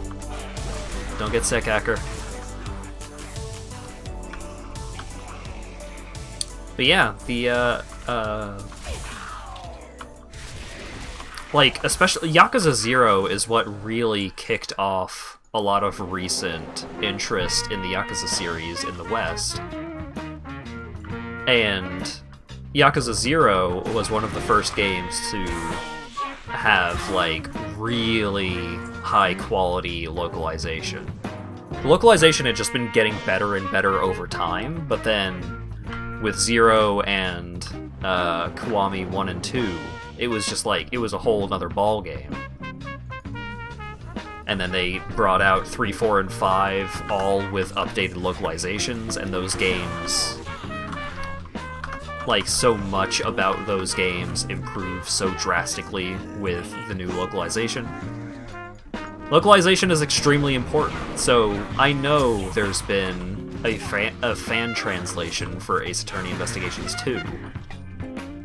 and I've thought about playing it, but I want it from from the original team. I want it so badly.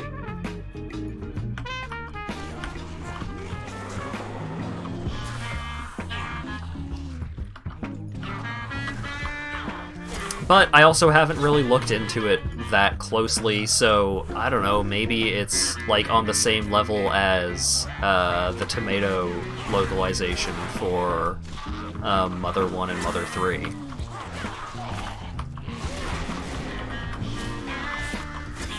Which are, like, the fan localization for Mother 3 is widely considered, like, it is widely considered just as good as it's gonna get.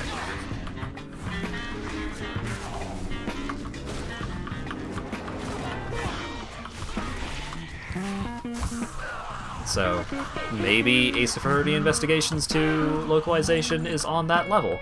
I don't know.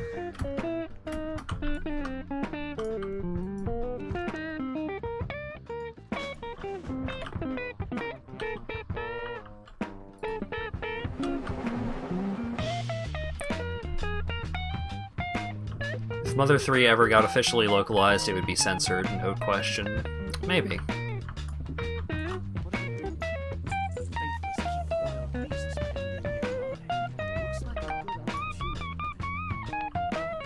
But I mean, like...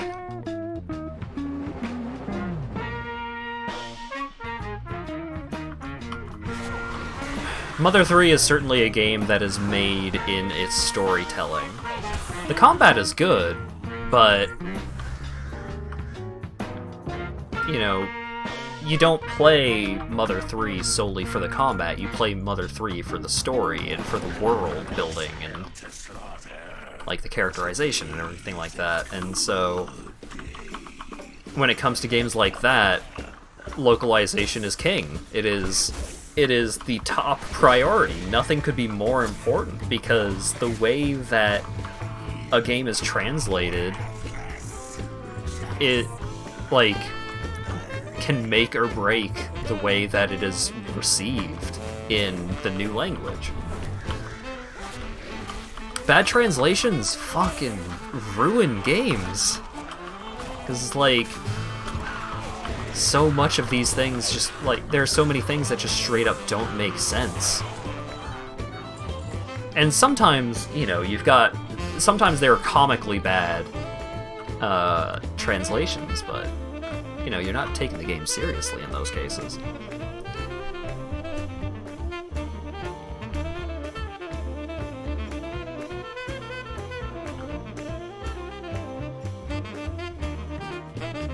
There's a moment where Lucas plays rock, paper, scissors, and he actually speaks in Japanese, so the fan translation brought the VA from Lucas from Smash Brothers. Wow, I didn't know that bit. I played through Mother 3. The problem that I had with Mother 3 is that I just didn't particularly enjoy the combat in Mother 3, so I didn't really get into it as much.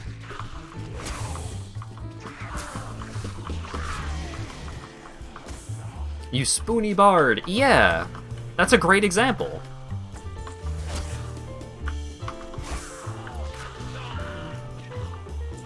Like, any translation that leaves out you spoony bard has become, like, the localization meme. If you leave it out, then it feels like part of the game's original soul is missing, even though it may not be accurate to the original translation, but being one-to-one with translation, you usually lose out on so much character. And voice acting can also have a massive influence on that, like Majima. In the Yakuza games, Majima's character is so made by Majima's voice actor. Majima is not the same character without the guy that voice acts him in Japanese. It's part of why you look back at the original, like, the dub for Yakuza 1, and it's like, oh, this isn't right. once you've experienced, like, what he's supposed to be. Even though the guy that voice acts Majima in the English dub of Yakuza 1 was fucking Mark Hamill, the voice of the Joker. Theoretically, he'd be perfect for that role, but because they didn't, like, because they did a poor job of, they did a bad job of voice direction, so that they really didn't get the right feeling out of that character in the English version of that game. And it wasn't the voice actor's fault, but because you weren't getting the original Japanese voice, you weren't getting the right experience. The secret to translation is translating the spirit. Yes.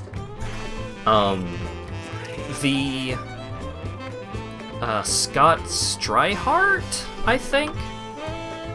One of the, like, lead guys for translating, localizing the Yakuza games. I follow him on Twitter, and he has so many interesting insights into the localization of video games.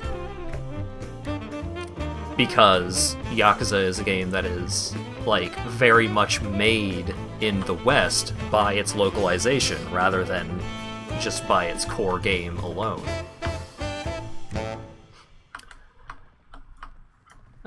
And him talking about, like, the fact that they are starting to include English voice acted, like, they're including English voices as an option. They have English audio as an option in Judgment, and they have English audio as an option in the new Yakuza Like a Dragon, aka Yakuza 7. And sorry, I'm not playing the game. I'm kind of deep in it on the thought. Also, the train is distracting. So, oh god, the train completely obliterated my train of thought. Ironic.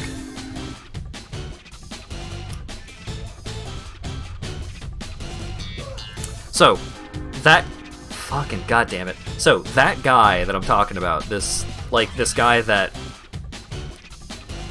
was like one of the leading dudes involved in making the Yakuza localizations way better. He does not speak Japanese. He knows a bit just from working with the localization team and just working on these games over time, but he is not fluent in the language. So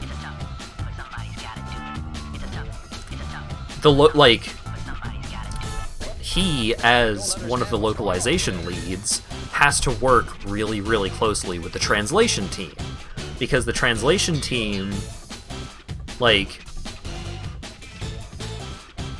you rely on the translation team to not only express exactly what the text is, but also, like, how that text is used, or like how the text, like how that wording is used, how the wording can mean multiple things, like double entendres and stuff like that. So you have this moment in a Yakuza game where a character makes a dirty joke based on, like, a double entendre, like wordplay.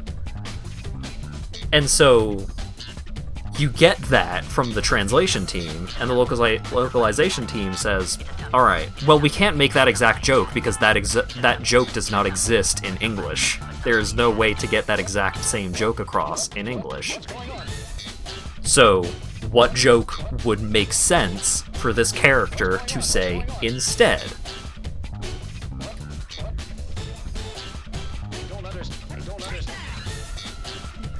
Localization, like, I have such immense respect for people that are good at localization, because they make such a drastic difference.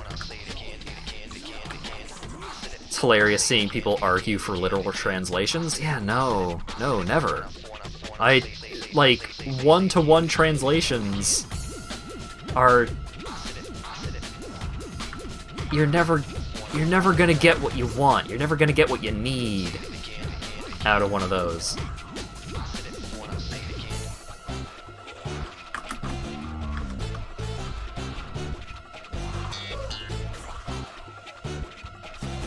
I don't understand what's going on here. But then, like, inconsistencies over time can really add up when you are localizing a long-running game. Like, in the original Yakuza translation, Kiryu's father figure, Kazuma, not to be confused with Kazuma, which is, like, Kiryu's surname.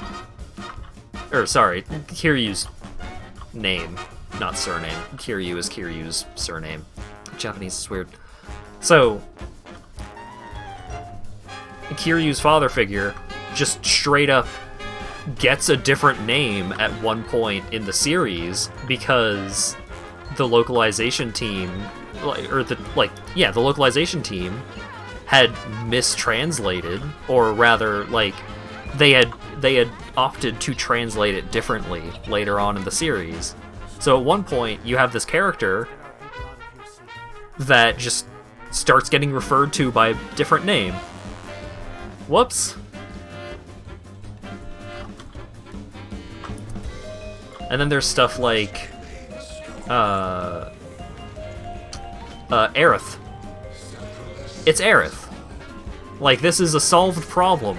It has been Aerith in literally everything other than the original Western release of Final Fantasy VII.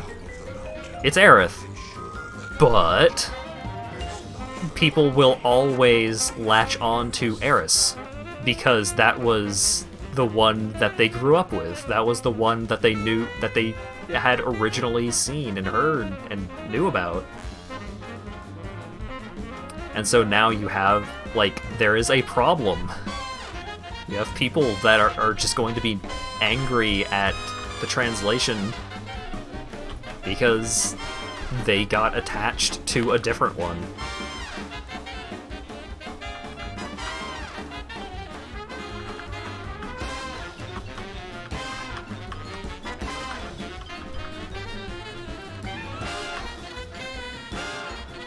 But there's also some things like, in some cases, localization also, what is this? Oh.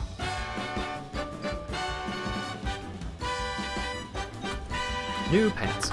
Okay.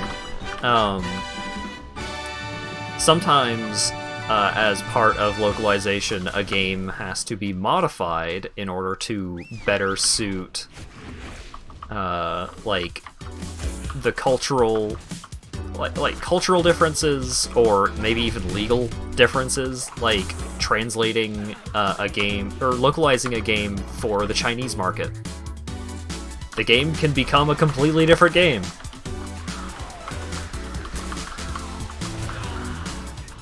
Because, like, you're not allowed to show, like, blood, or you're not allowed to show decapitations. And so now this, like, core mechanic of the game, which could involve, like, the decapitation of characters, like the bloody mess perk in Fallout 3. I think it was also in New Vegas. But they couldn't just put that one-to-one into, what was it? Not the Australian version of the game, was it? I couldn't do that.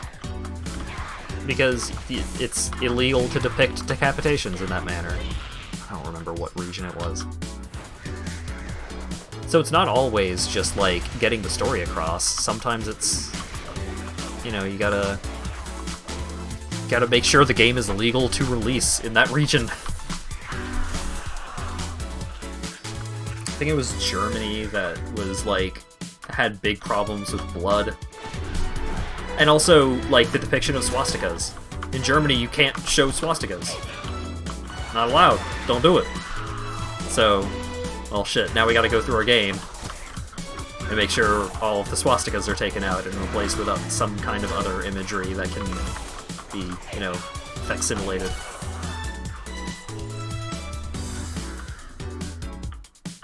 Oh god. I don't want it. Ugh.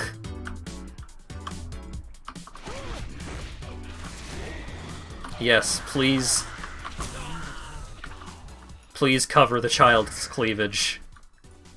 Why does they have cleavage? Don't.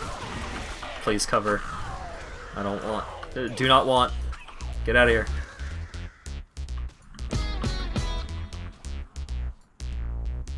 Hey, buddy.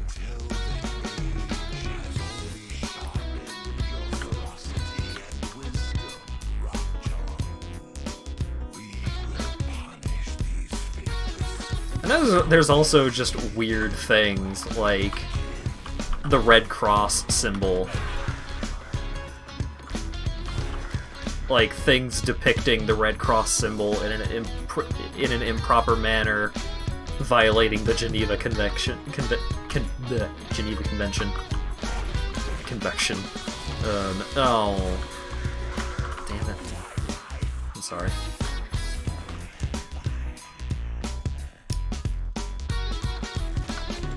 As soon as I said it, I was like, oh no, that's a connotation that shouldn't be there.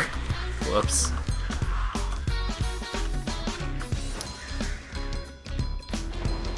But yeah, it's a hell of a thing.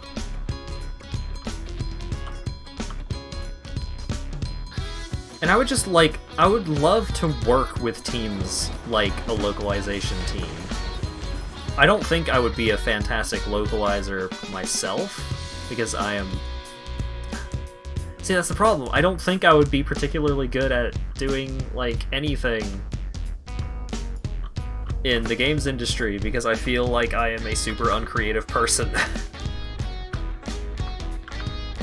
So even in the position that I had wanted to get into back when I was considering trying to get into the game industry was a producer. I wanted to be a producer because, like, the primary role of producer is to basically put everyone's best foot forward, make sure that make sure that it's a project management role. Make sure that resources are being allocated correctly. Make sure that, you know, the scope of certain projects aren't going completely out of whack. But it feels like even producers need some level of creativity, just due to the nature of where you're working. Like, you're working at you're working in a creative studio. It feels like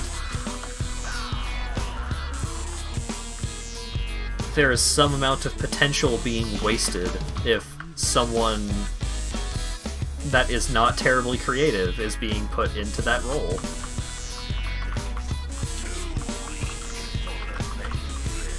But so much of that probably just due to self-esteem issues in general.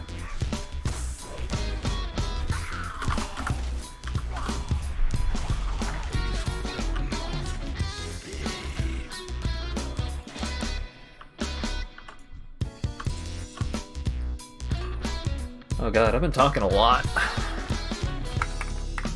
I also need to restart the captioner.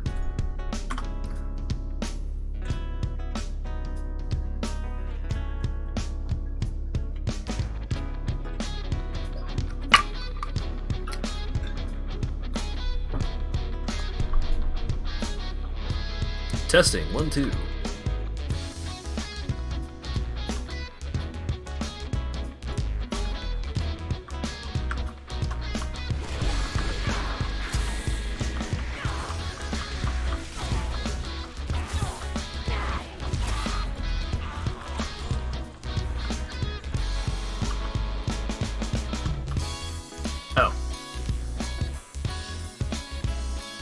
That's why I couldn't find out where this guy was. He was in the sky.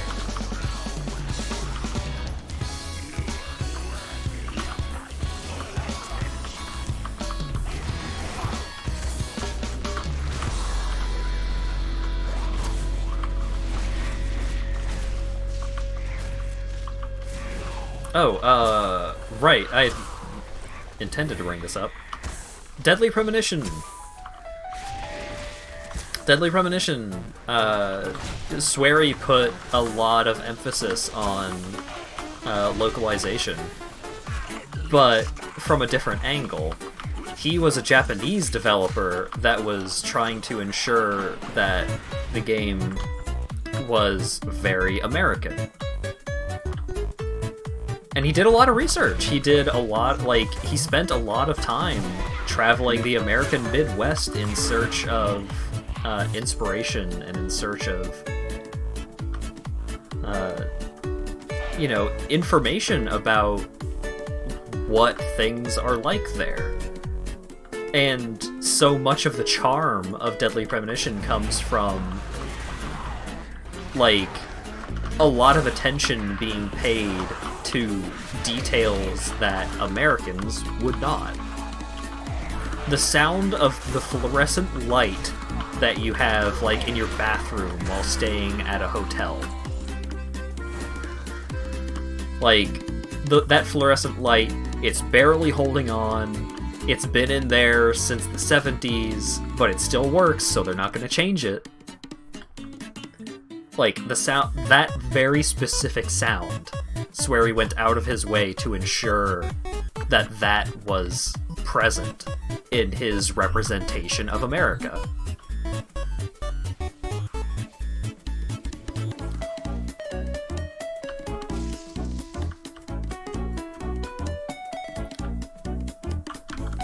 How the fuck...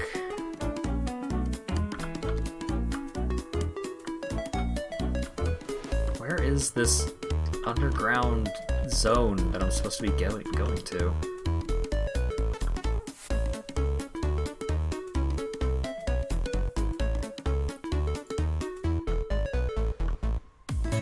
I have not unlocked the foxes yet, because I'm still working on the questline.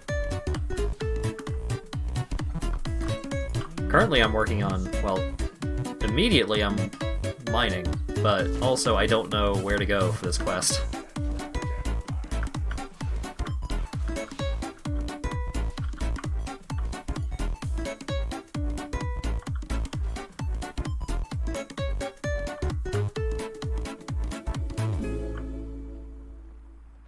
Is it in here? Didn't I already do something in here? Oh, there's something else that I have to do in here. God damn it. I got the thing I needed to do the thing in here, and then left. And then wandered around for 10 minutes going, I don't know where to go!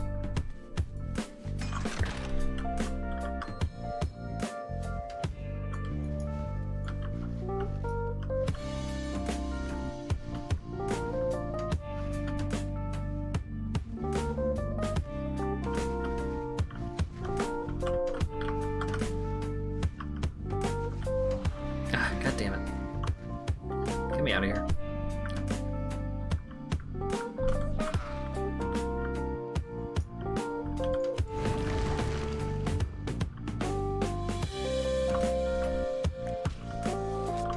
Captioner. I don't want a beer.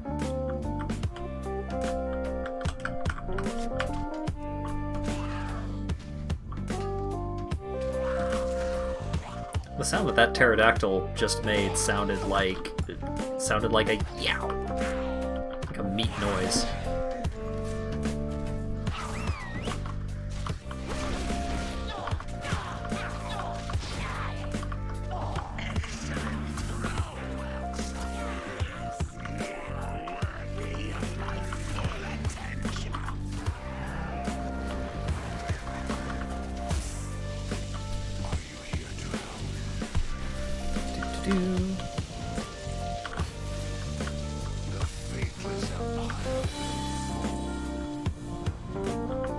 Alright, I completed the quests. Now I get to ride this big pterodactyl.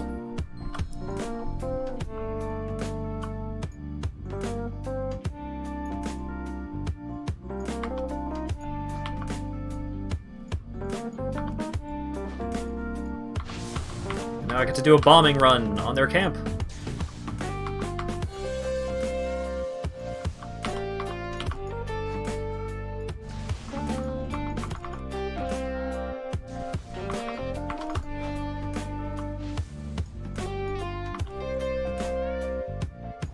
Gotta help the Volpera get all these bad lizards taken care of.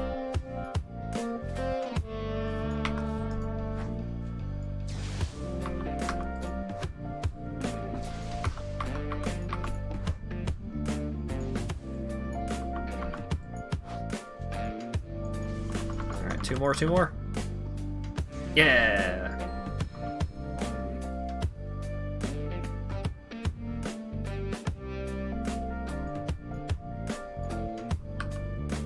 Alright, and now I gotta fire the big laser. Or do a big charge. I thought it was a big laser, but no. Where'd it go? Oh, this is a cool temple.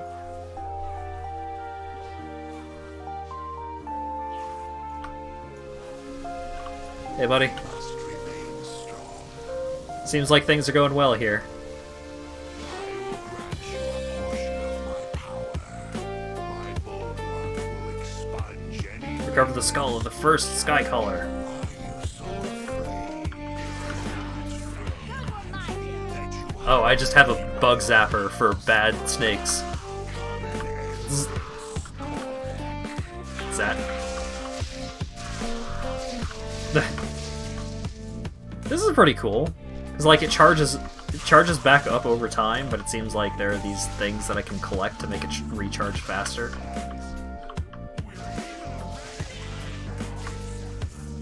Neat.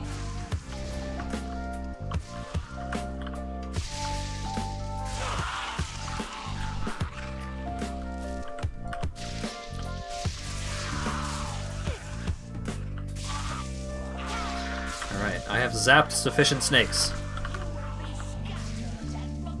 Now I just gotta collect the things.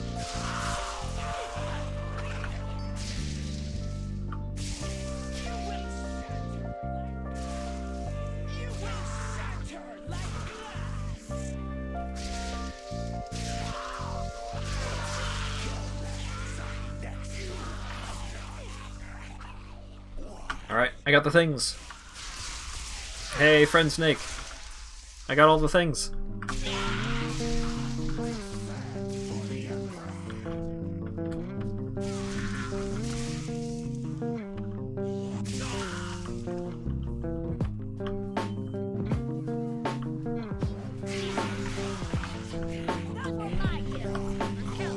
Brought this war upon us. We will never give up. Alright, Syphilis save us all. got all the things. What are we gonna do?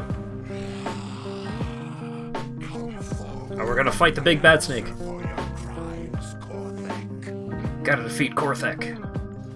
The faithless empire. I'm ready. You face the might of Korthek, the eternal emperor. Cool. I don't have a pet. Oh god, the cutscene unsummoned my pet. Al Croca, get back in there.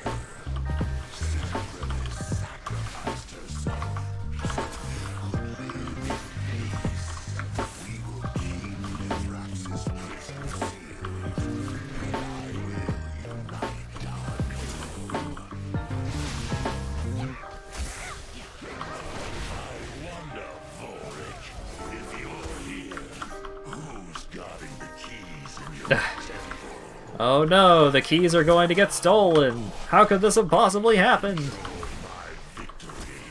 No matter what happens here, General Jacqueline already has my key, and by now, I suppose he has yours as well.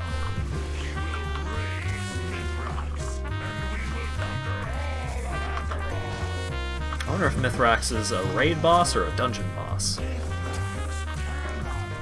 Because I feel like he's one of them. Or it's one of them.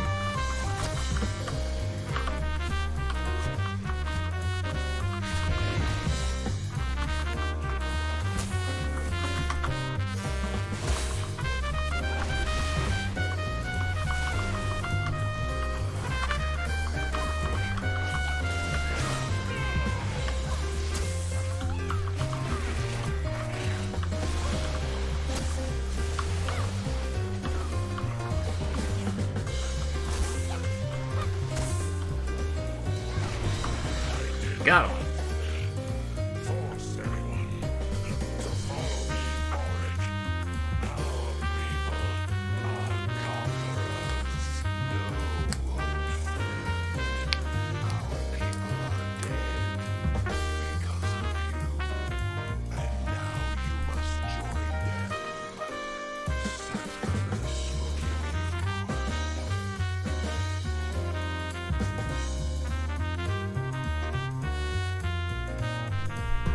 will give We killed the bad snake. you. Are you here to help? Yeah. Storming the spire. We will never give up. Oh shit. One quest line left to finish. Korthek brought this war. We must hurry back to the sanctuary of the devoted and stop General Jokrazet from releasing Mithrax. Wins at your back, friend. My fight is here, alongside the Volpera. You do your thing, Nisha.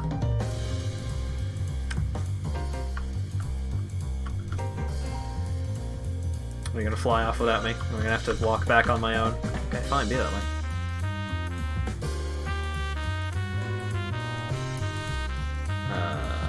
Ah! There's a flight point over there.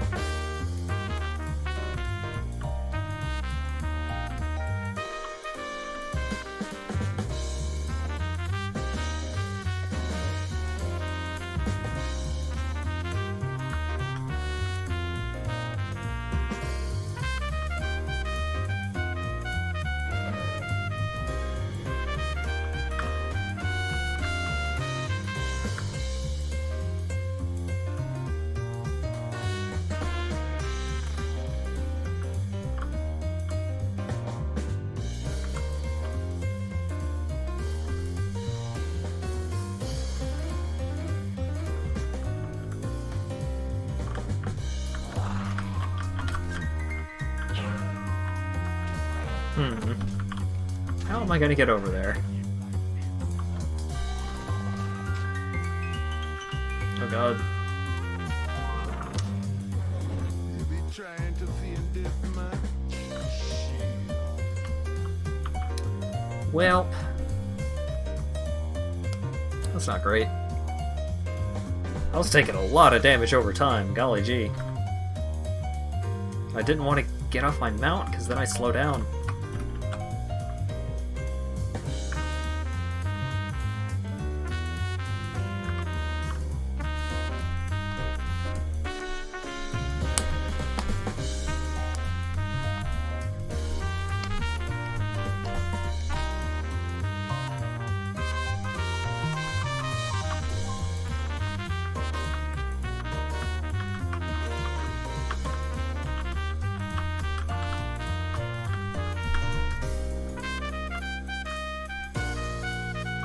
Get me out of here.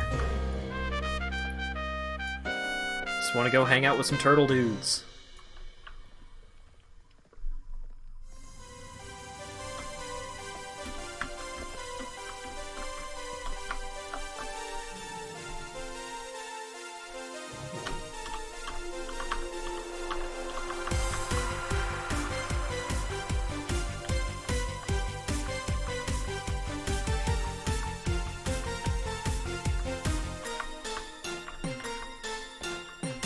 Half the time you ignore everything, it works fine. Half the time you die. Yeah.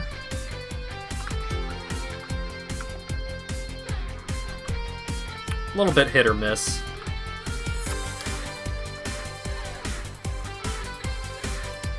It depends on what enemies I'm trying to run past. Some enemies are better at killing you while you're running away than others.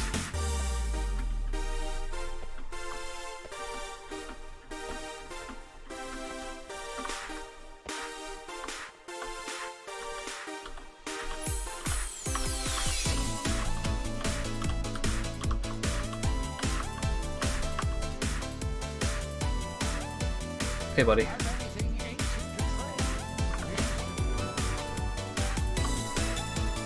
Alright, I'll get a quest from here so I remember to come back here later if I ever do.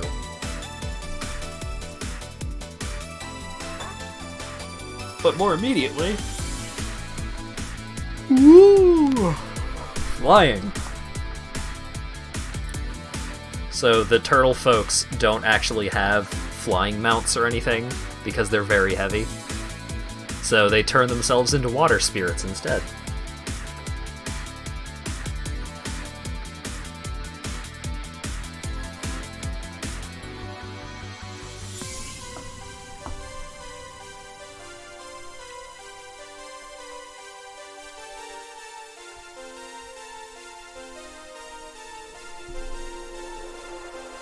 Stop tracking. There we go. Stop tracking that one as well.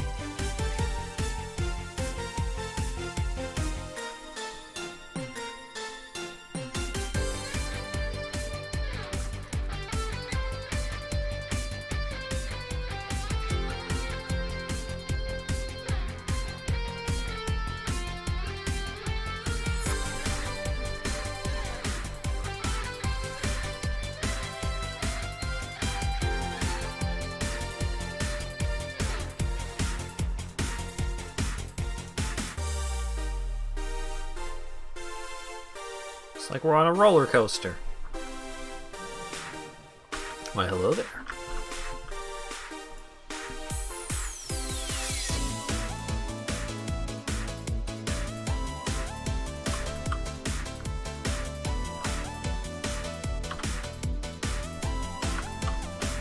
Before I go up there and start doing quest stuff, sell this junk.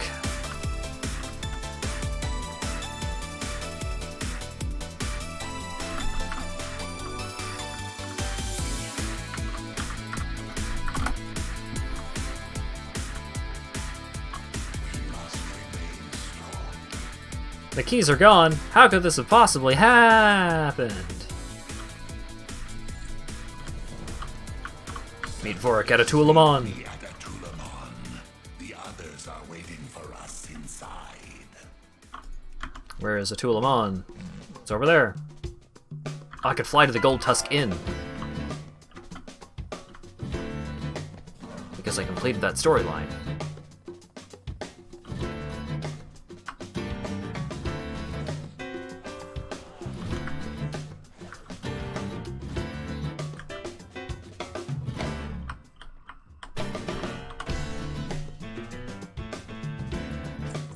Woo!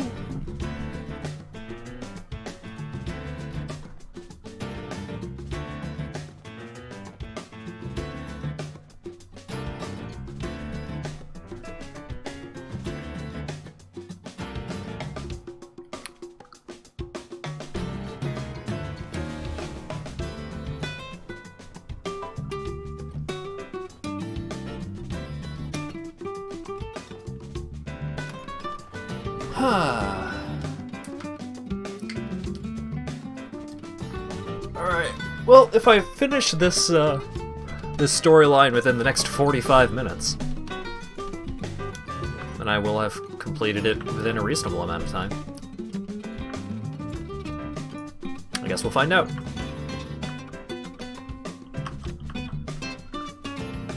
So I've been going for quarter to 3 hours.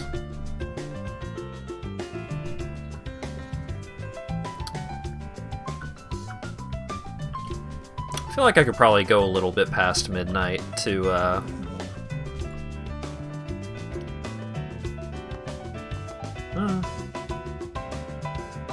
don't know.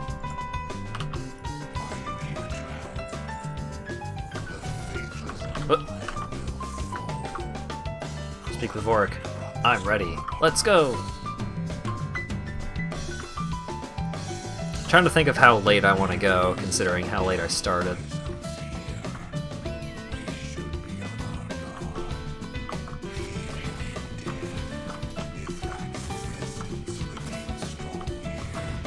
Oh no, there's creepy tentacles everywhere.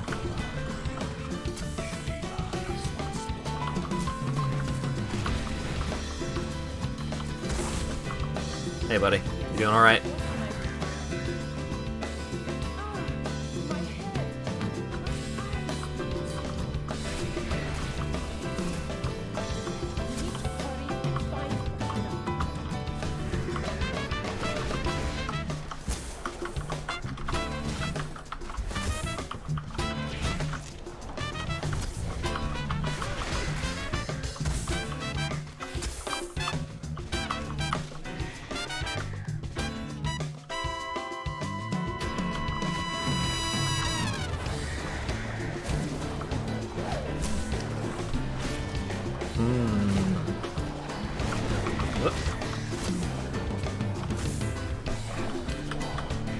I really do enjoy having the dispels and the counter spells and stuff like that. Like, being able to interrupt spell casts feels good.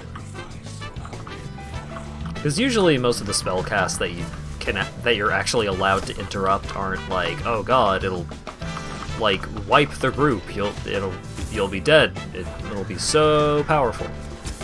But it does feel proactive. It feels like it feels like a little extra something to accomplish other than just dealing more damage.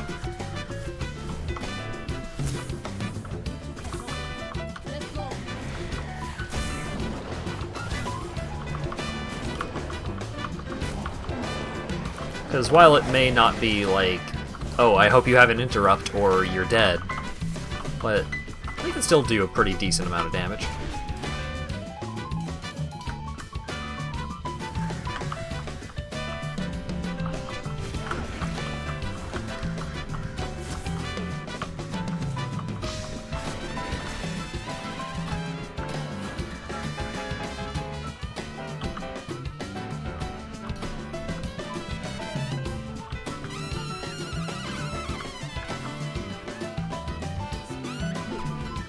I feel like a cutscene's about to happen. The city will not fall. Oh wait, let's see if any cool music is gonna happen for this big important fight.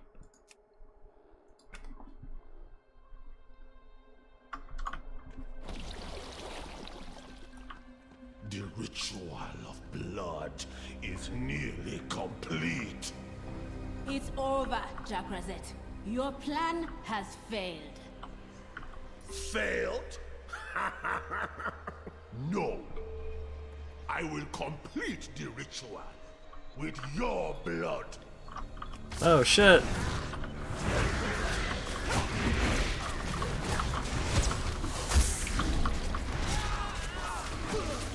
I sure hope we beat him. I feel so confident that I'm gonna beat him that I'm gonna use this cooldown that has a really long cooldown.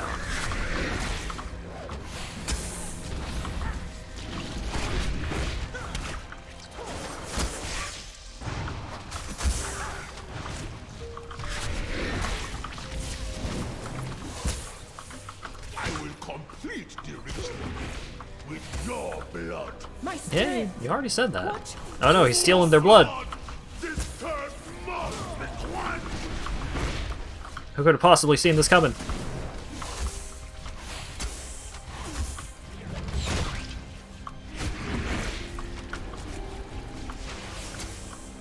I wonder if it's gonna be like a cutscene or anything at the end of this, or if it's just gonna be like, "You did it!" That'd be disappointing.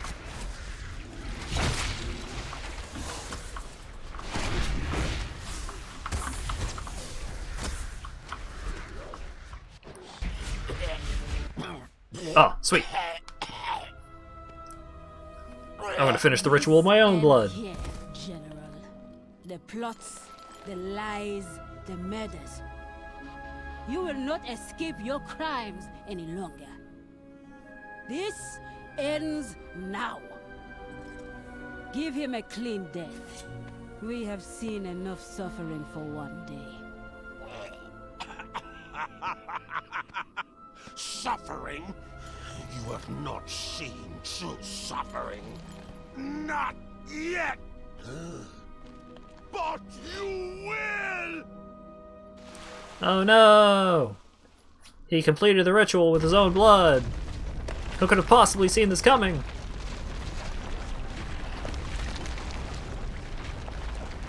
Oh, that seems like a problem. No, it cannot be.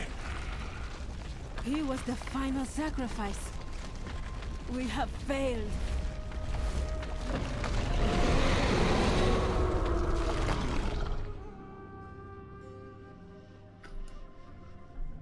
Well, we did it. We defeated Jack as a Jack. We defeated the dude.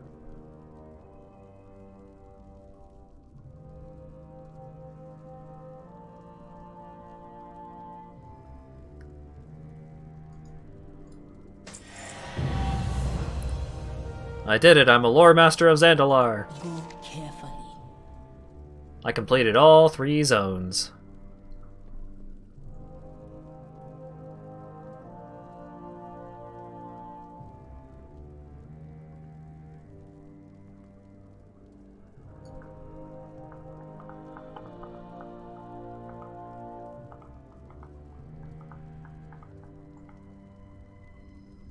How, reward.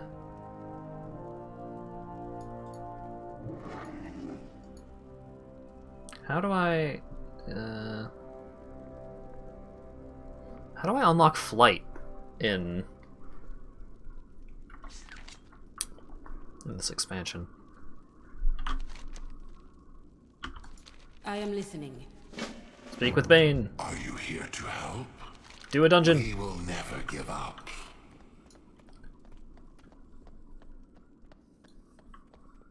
Alright. Here, let me turn the audio back down so we can get the music going again.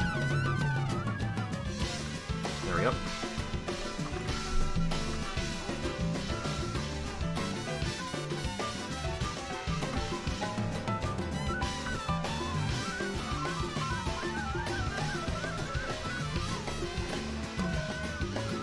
Alright, back to town.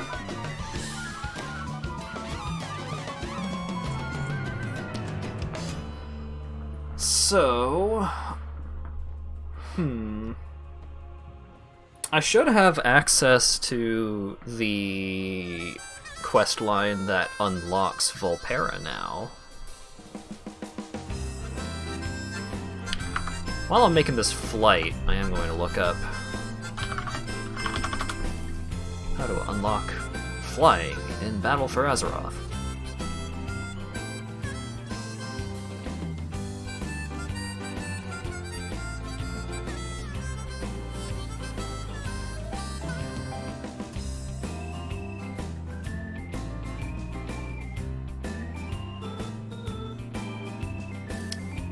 Huh.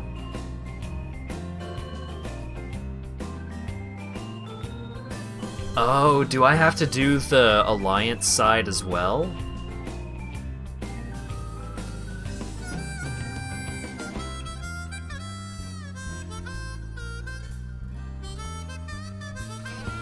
Oh no. Oh wait, Alliance quests, Horde achievements. Okay.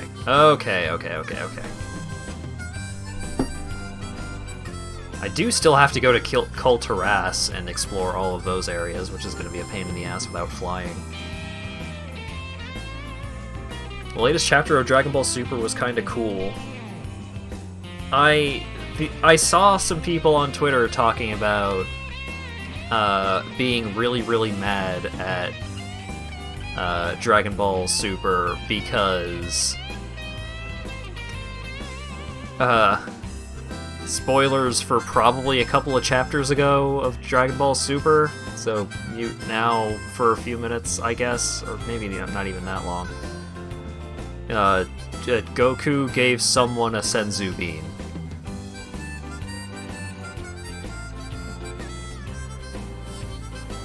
Nobody reads Super but you. I have not consumed almost any Super. Because my roommate did. One of my roommates did indeed watch all of the Super that was available, and he was like, it's not worth it.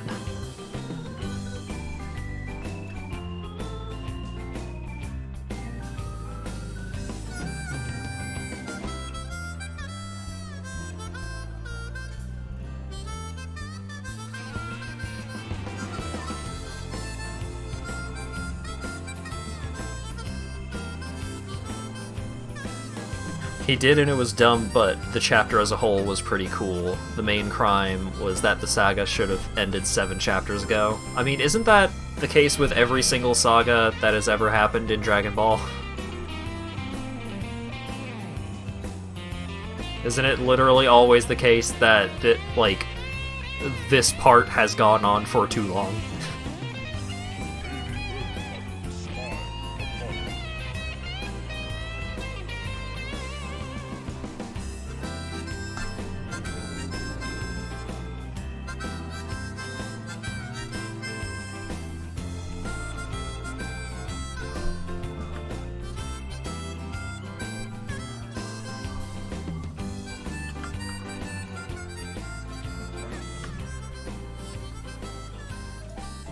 Cool. The dogs are freaking out downstairs. I'm gonna go deal with that real quick. Look at this cool dragon.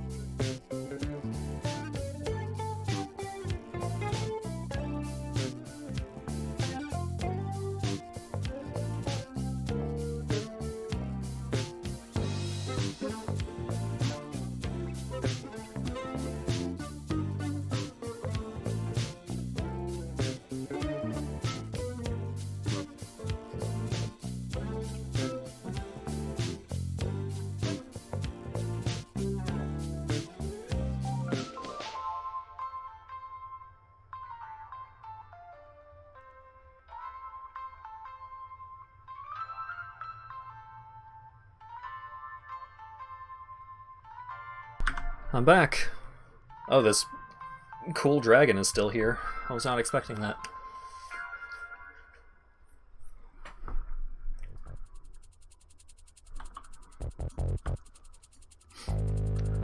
Those usually have 2 or 3 really final ass-pull final finalities to them. The original Dragon Ball was better about it.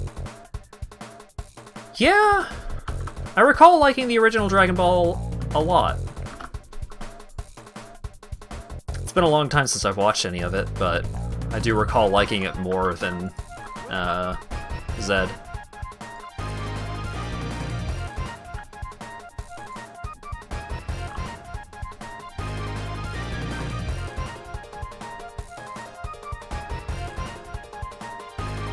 Alright, we've got guests. Are the guests, perchance, Volpera? Yay!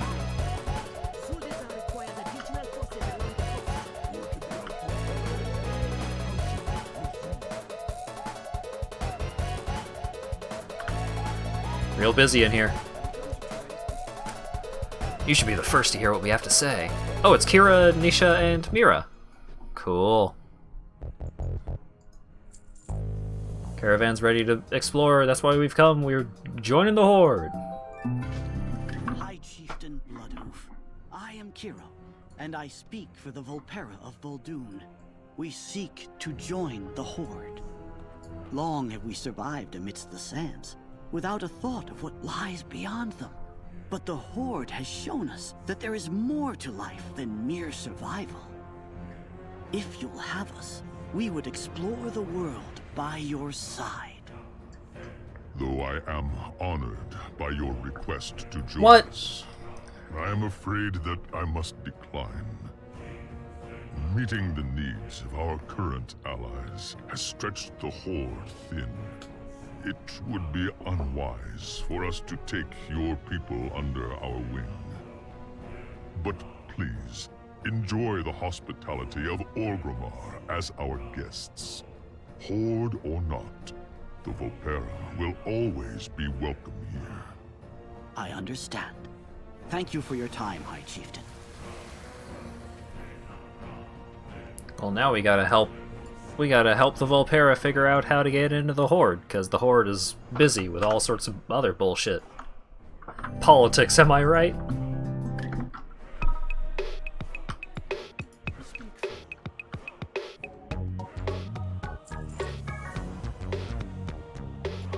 Alright, we gotta help out these folks. If we solve every problem that the Horde has, they'll have no reason not to let the Volpera in.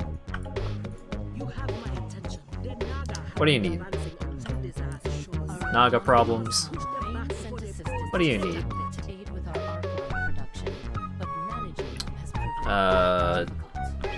People are being trouble in Suramar. Alright.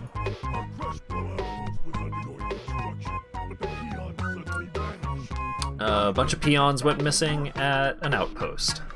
Alright. Nisha, head for Zuldazar and do what you do best. Those Naga won't know what hit 'em. Miri, do you sort of Alrighty. think they're some? Now we gotta go solve all these problems. Good. Let's get to work. That's how diplomacy works. You do 3 things, and that's enough. Well, you know, rule of 3s. Also, knowing that I have enough money to buy faster flight speed, but not wanting to do it because this isn't my main character is driving me a little nuts.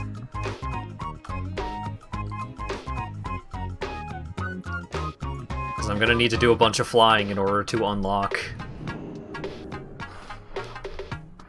the class that my main character is going to be, and then I have to level up to the point that I can actually use my main character with flying. Wait, what?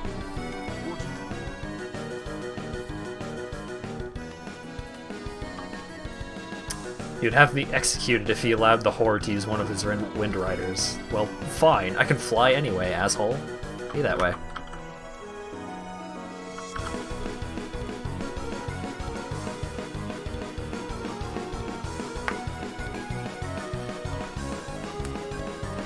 RuneScape still has no alt system and you still have to pay membership per character. How much is membership again? I can't remember if it's like 10 a month or 10 a year.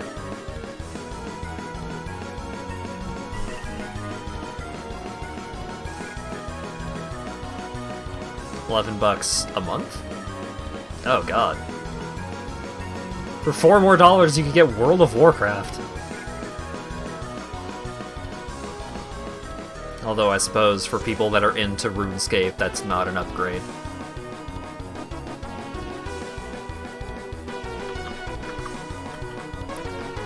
People that are into RuneScape are really fucking into RuneScape.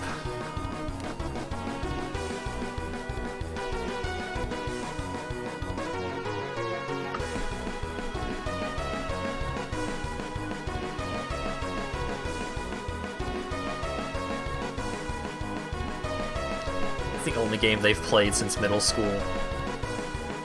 Saw that one post, it's like, just got out of prison and what the fuck have they done to RuneScape?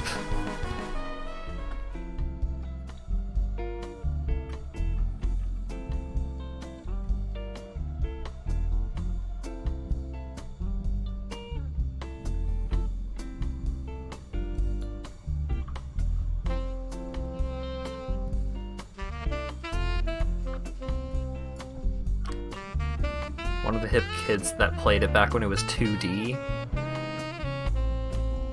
What do you mean when it was 2D?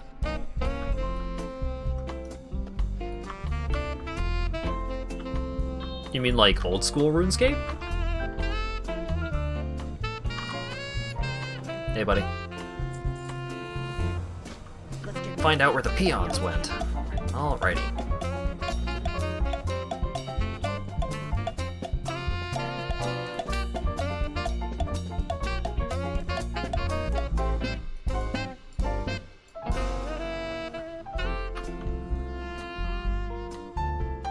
The extremely original iteration had 2D sprites in a 3D environment. Sasha's snout says It's now known as RuneScape Classic. maybe you're in one of these houses. Head inside and I didn't know there was a Classic. I thought it was just OSRS and then 2 and 3.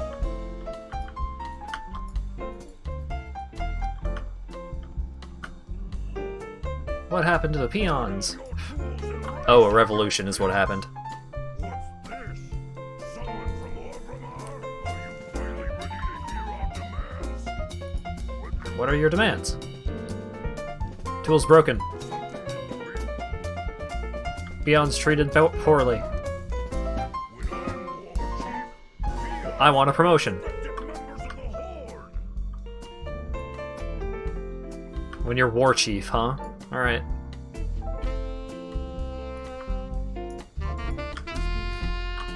Peons are revolting. Yeah. What? I must get multiple drops per kill. There's no way they're actually, like, 100 is as much as it seems.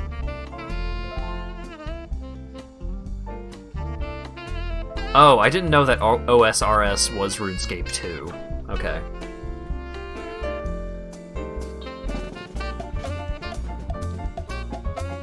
we have to do what we can to appease the peons.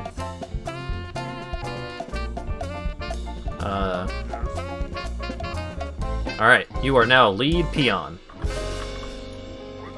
You look important. You are peon rank 2. And this guy. You are senior peon. Crush Bone. Yep, Crush Blow peon rank 2. Lead Crush Blow peon. And senior Crush Blow peon. Alright. I have given them a promotion.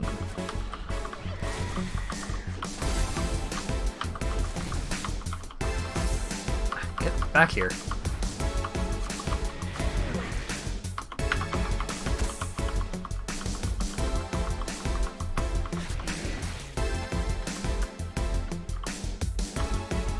RuneScape has a system where you can buy game time with in-game currency. It's not that difficult to pay $11 a month. World of Warcraft also had that, at least. Do they still have that? Token! They do! 137,000 gold.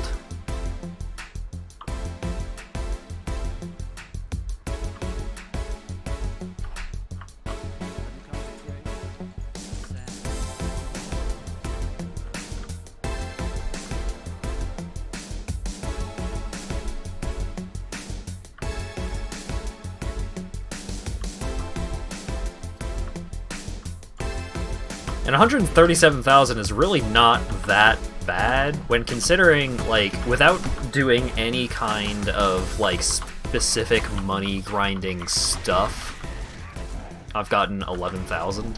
So, like, going out of my way to specifically earn money.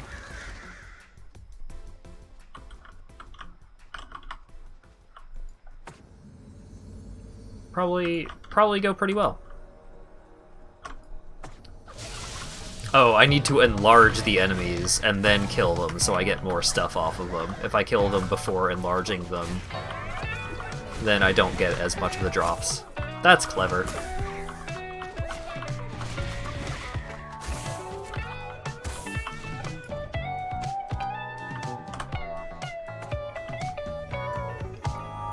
Supplement my $250 a year budget with WoW gold farming for membership.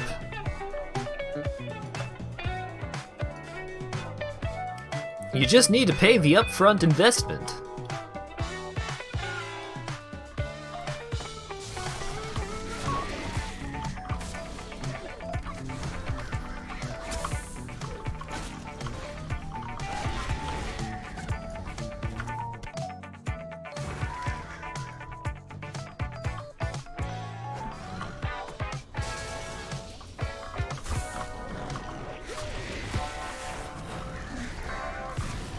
Gotta spend money to farm money to not spend money. It'd really be like that, though.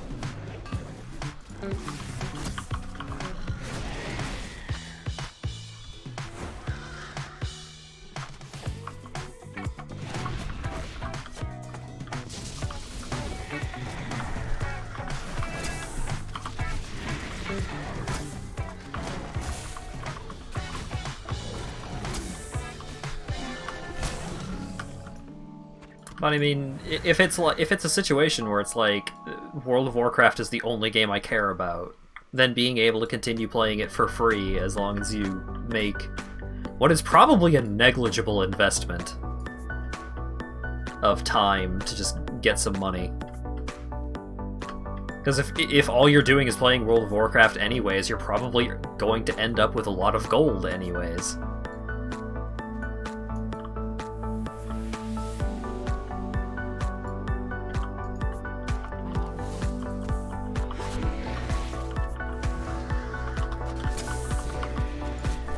But also, if you think about it, you can't sell WoW tokens for real money because you can only buy them on the auction house. I mean, I guess there is a way that you theoretically could with some shenanigans, but you can buy tokens to sell for gold, but you can't sell tokens. You can't sell tokens for money. You sell tokens for gold.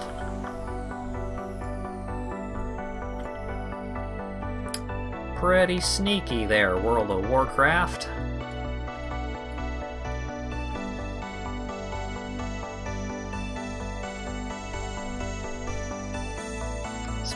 Making giant patches of teleport tabs.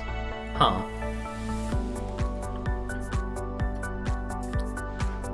I remember when I played RuneScape when I was a youngster, I chopped down a lot of trees. I was clicking rocks for a while, but then you started having to go to areas where mobs would aggro, rather than just all being passive. So I got scared of clicking rocks. And I stopped clicking rocks, but I kept chopping down trees for a long time, and then I made fires with my trees. And sometimes I would get some shrimp, and I would cook the shrimp. That was pretty much it. I basically never fought anything in RuneScape.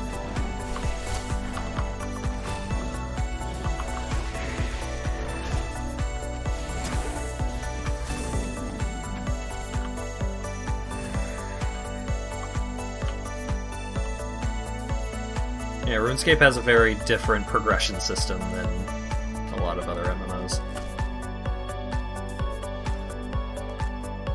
It's not my jam, but some people like it, so...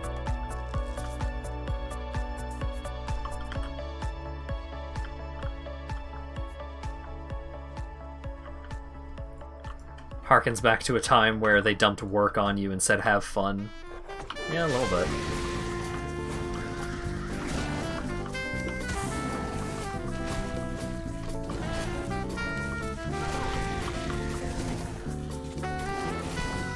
I remember back when I used to still visit my biological father, he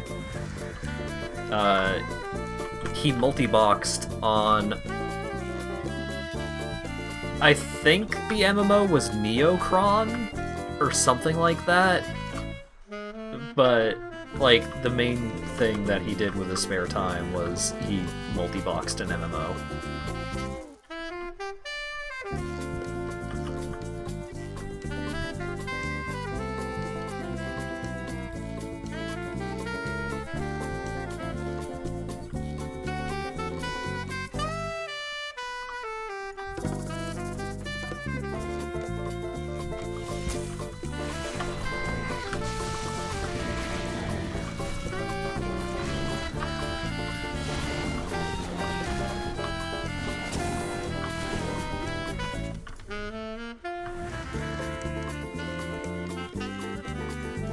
Okay, that's all the panthers I need.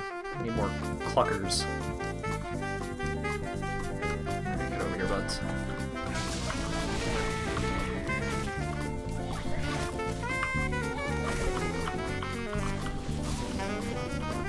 OSRS is massively popular, especially after it came to mobile and the lockdown happened. Yeah. Low system requirements has basically always been RuneScape's area of expertise. is that it's extremely easy to play on anything.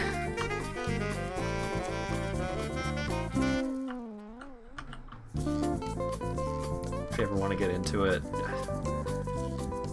If I want to get into it, I know I have many friends and acquaintances that would love to tell me all about it. But I kind of go off of what Simple Flips says about playing RuneScape, is if you're not already playing RuneScape, you probably shouldn't start playing RuneScape. RuneScape is for people who have already been playing RuneScape.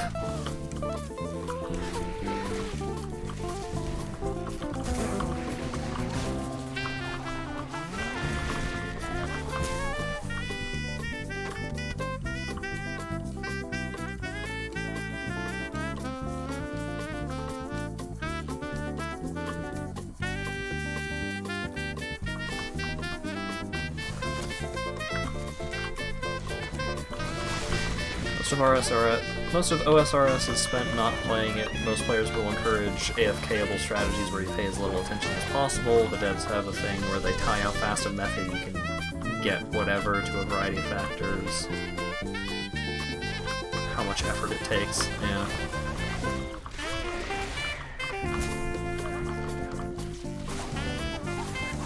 More efficient ways are ways to get carpal tunnel. And also just, like, break your mouse. I click a lot in my day-to-day life. I don't need to exacerbate the problem. Exacerbate. Words.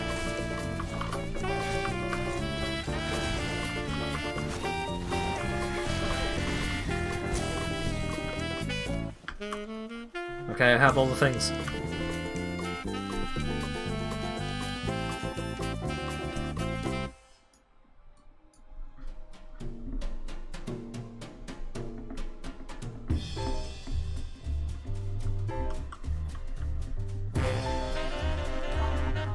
Another new song that I have added to the playlist.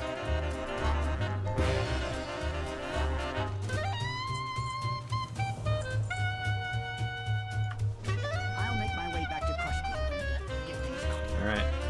Hey, we're throwing a party for you guys.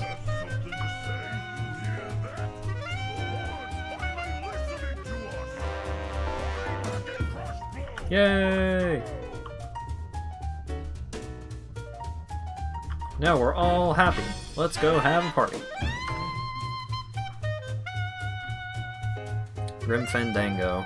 Yep. I've never actually played Grim Fandango. Which anyone who has played through it say... Like, I've gotten 50-50 on you should absolutely play it, or you shouldn't play it because it has aged very poorly. No in between. Oh, look at this party. What a good time.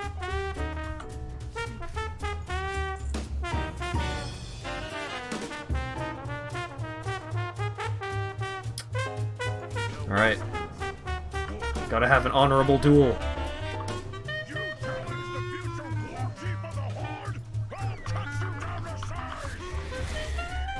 Is he hitting me? He's hitting me with a drumstick and a mug. Oh shit. Croc was hurting.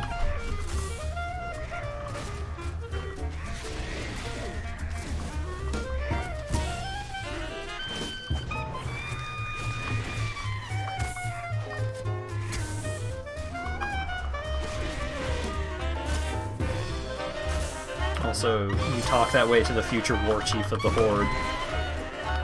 Spoiler alert, the Horde doesn't have a war chief anymore. They have a council.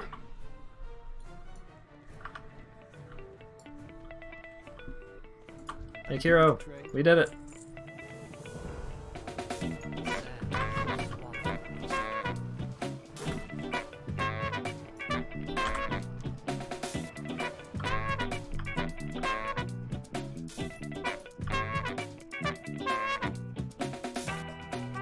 Oh god. Where's my Hearthstone currently set to? Ah, jeez. I should have set my Hearthstone to Orgrimmar. I'm an idiot.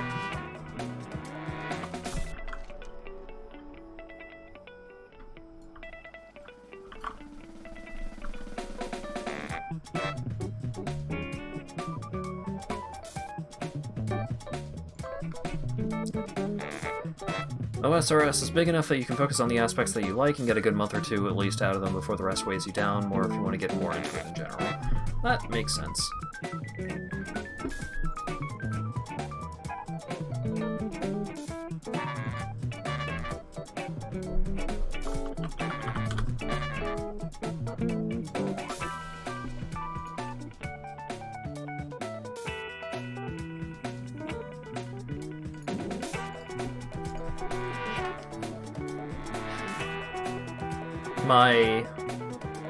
My free-to-play MMO of choice when I was a children was MapleStory.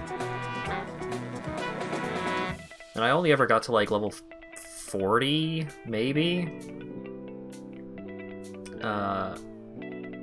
Until I got onto a private server. And then the private server, all of the rates were so jacked up that you could just run out basically any content there was to do pretty quick. Alright, this is the guy that is like, hey, I'm not giving you a flight. It's probably gonna be faster for me to use my Hearthstone to go back to the place in Zandalar and then get a ride back to the capital of Zandalar and then take the portal to Orgrimmar.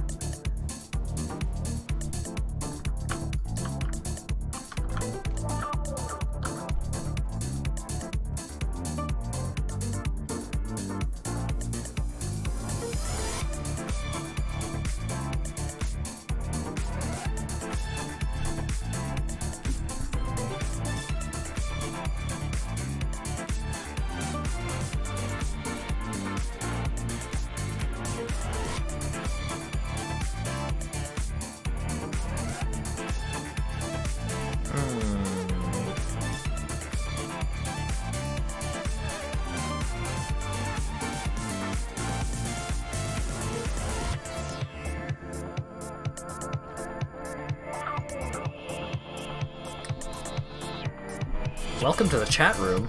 Excuse me? What happened? Why was I ever not in the chat room?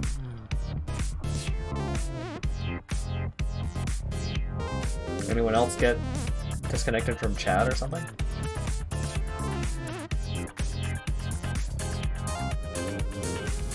Does that to you sometimes? Well, that's concerning.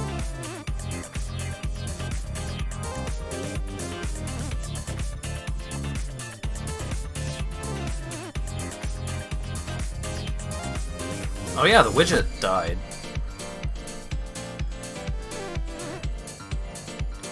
No, I've definitely seen I've seen stuff since Dentitas said Grim Fandango. Here, let me reset the chat widget. Here, someone say something in chat.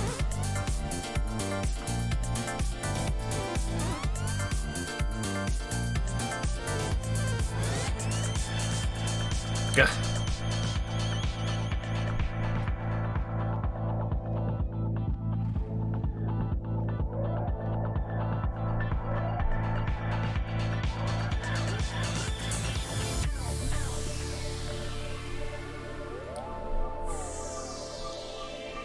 Yeah, chat box is broke.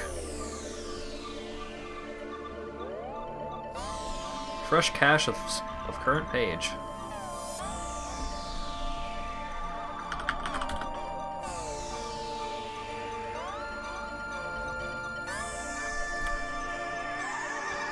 Chat broke.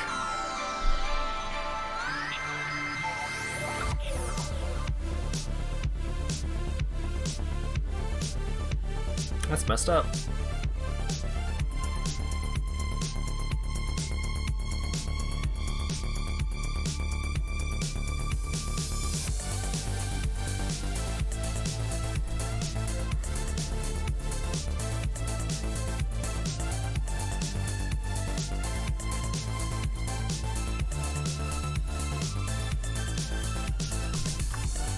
What if I duplicate it? Won't do anything?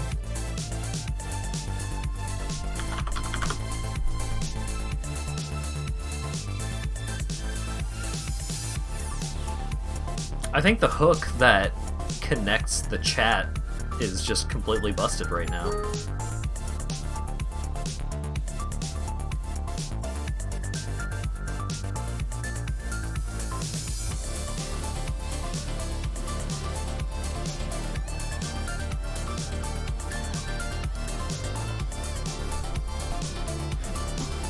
Here. Here, I'll fix it.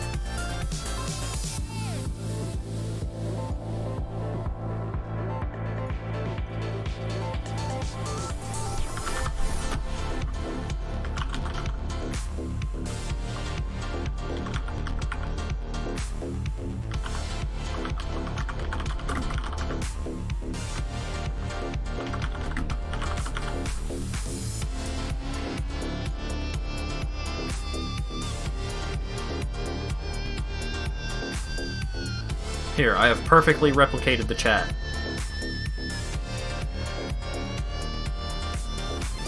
Oh wait, or no, hang on. I'm missing someone.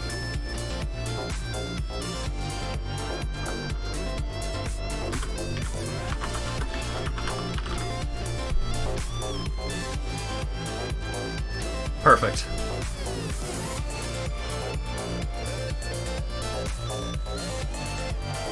It's like the chat never left. I don't know, maybe it'll come back on its own. I'm probably not going to be streaming that much longer tonight anyways, so... should be okay.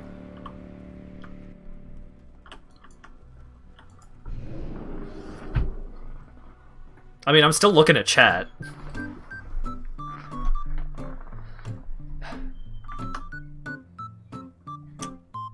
Where's Cult? You're right.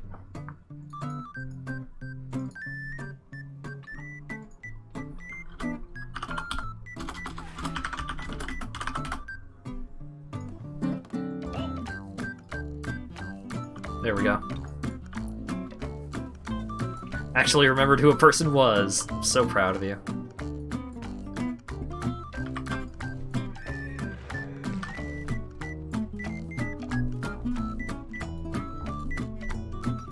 Only took like 7 months to vaguely remember and recall names. Well, hey. Progress is progress.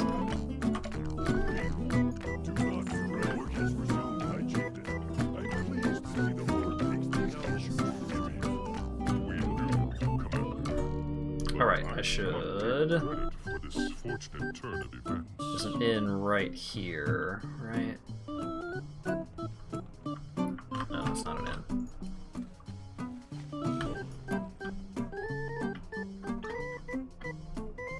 There's the bank. Is this the inn? Broken Tusk. Perfect. Barkeep.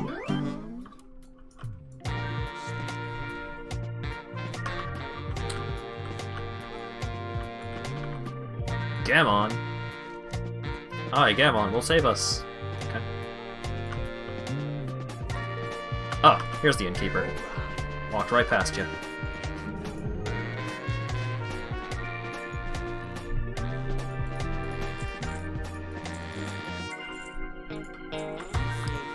Alright, I also need to put on my new hat. Looks kinda doofy, but it is much better than my current hat. Oh, chat's back. Alright, perfect.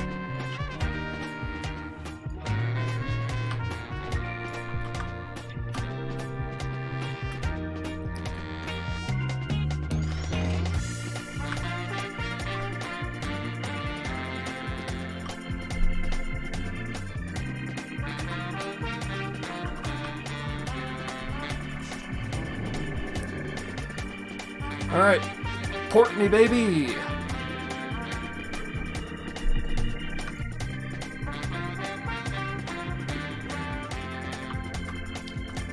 Alright, where am I actually going? Farewells, Bloodgate, Warcraft.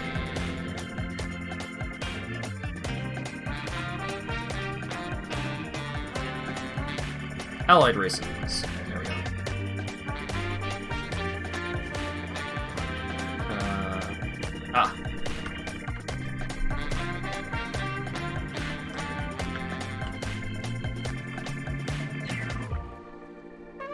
Oh, I don't think I have that flight point. I don't. I gotta at least go to this one.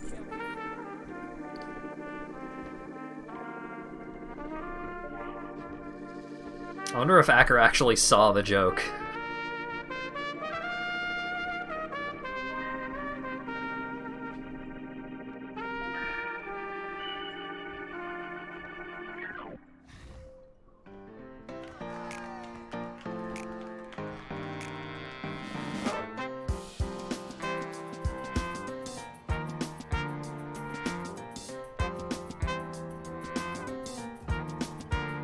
Sometimes you don't talk about tea. Yeah, sometimes it's Tetris. Yeah, sometimes it's about NetHack.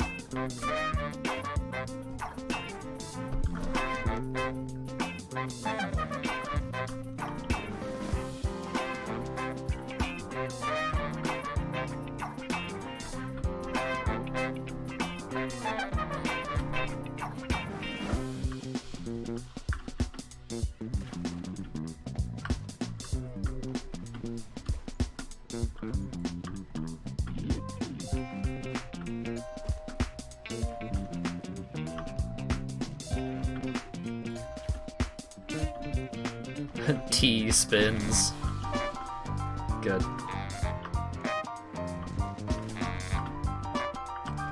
What? Oh. It's not worth the effort going back around.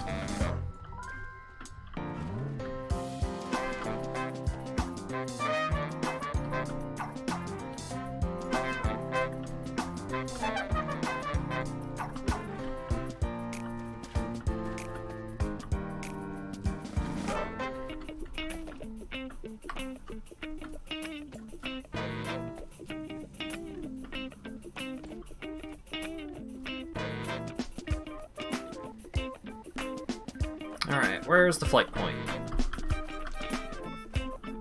Oh, it's way over there. Oh god.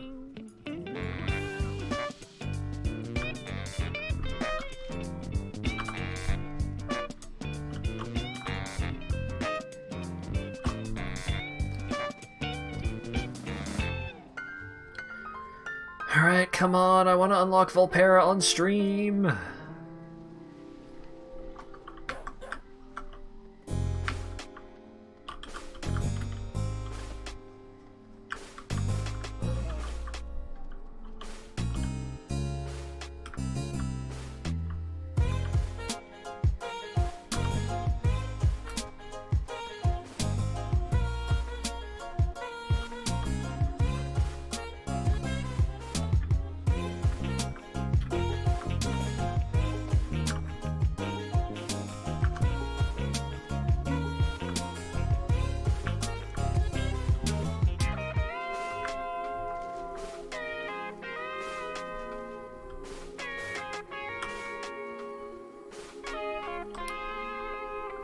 So I just realized a bit of a potential problem with naming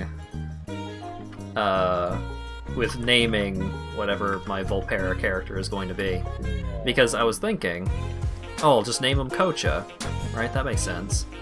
But Kocha is like kind of tall and kind of lanky, and Volpera are really small. So, like, oh, well, if that's the case, then maybe it'll be like the inverted Kocha. Maybe it'll be Kocha backwards. And then I realized, maybe not. Because Kocha backwards could be read as not something a little inappropriate. Kochibi? Ah, that's really good.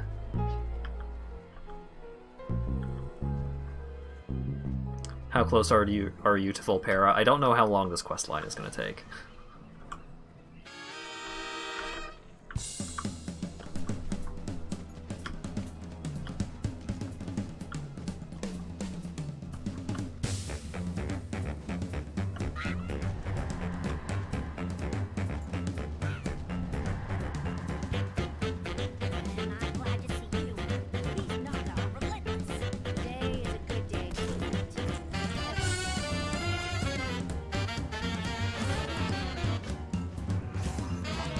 Oh my god, it's Murloc. Get out of here.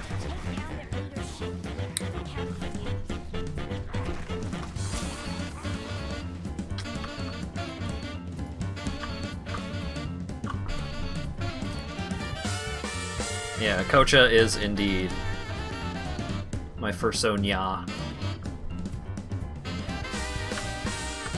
Because, like, nya, you know?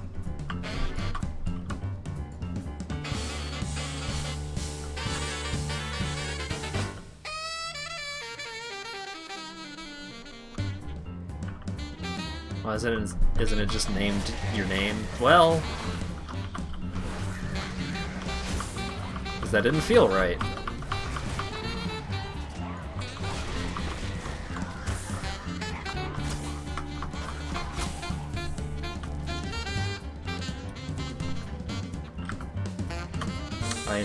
I had a better time making Kocha into, like, an actual character rather than just a not a one-to-one representation. I mean, just as a pure representation.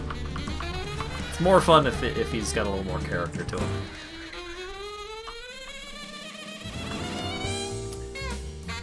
But that's just, like, my opinion, man.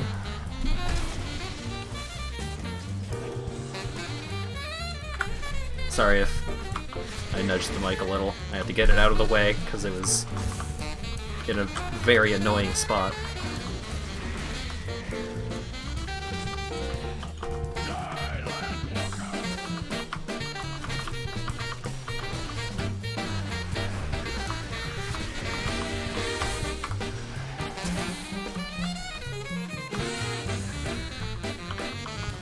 What?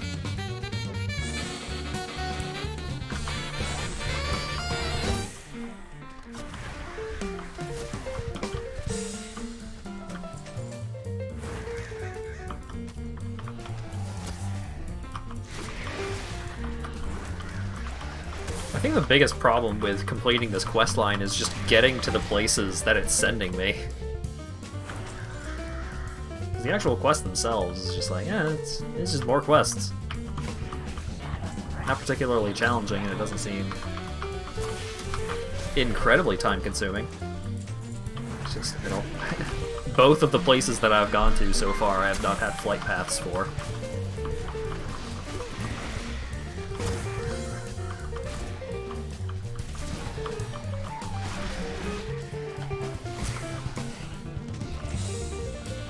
I mean, I can't imagine that you would play and enjoy RuneScape without enjoying the jank. Rune Jank by JankX.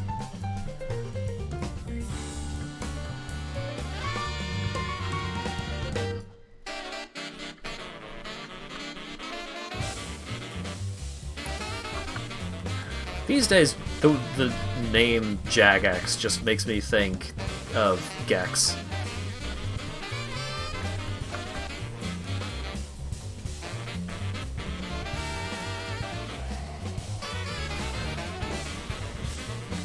Alright, so I'm gonna go over here, go into the water, woo! And then I'm gonna die. Blarg, I am dead. Oh, my pet is engaged in combat. Well, that doesn't help. Like, Jagex, Gex had more than one game. It's true. Oh god, my pets are gonna... Oh god, I don't want to fight, I just want to do the objective.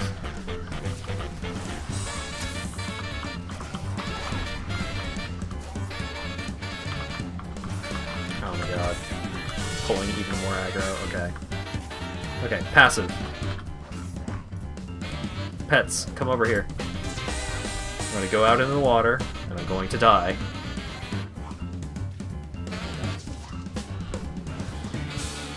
They're still aggroed on my fucking pets.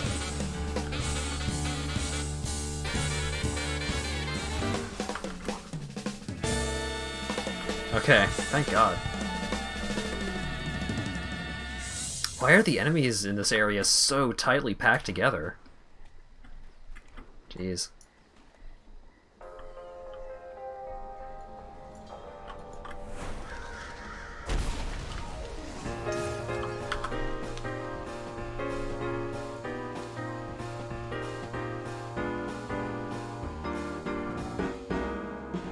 Alright, let's see if I can swoosh my way onto another one of those objective orbs without having to fight everything in the goddamn camp.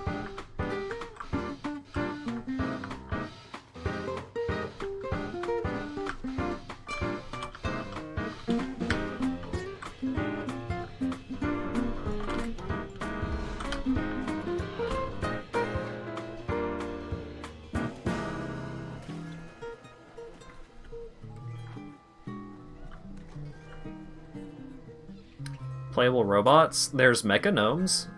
Mechagnomes are basically robots. Unfortunately, they're also gnomes.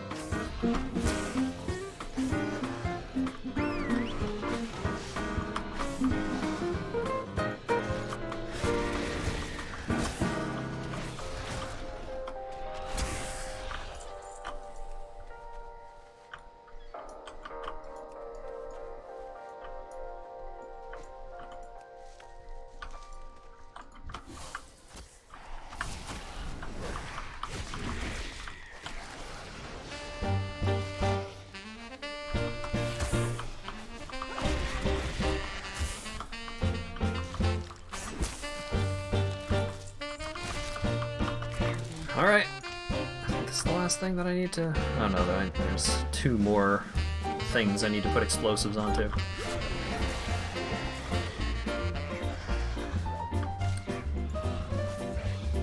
Mechagnome Death Knights. Yeah? That is a thing. Or at least will be a thing with Shadowlands. Although with Shadowlands, I don't know if that's if that is already enabled. I don't think it is, but with Shadowlands, everyone can be a Death Knight.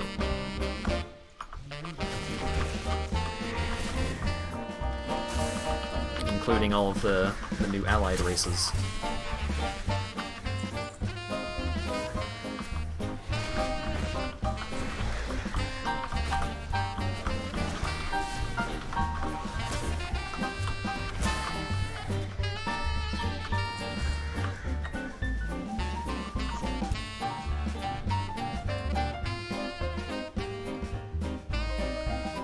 Alright. Detonate. Blow him up. Yeah!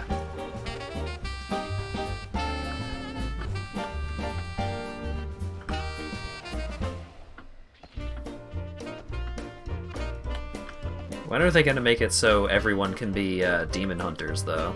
That's gonna be the real shit. I don't want to have to be a stupid elf to have cool warglaives. Whatever's next, I'm ready. Let's slay that slimy sea witch and end this invasion. Alright. Now I gotta go kill the enemies that were in the bubble.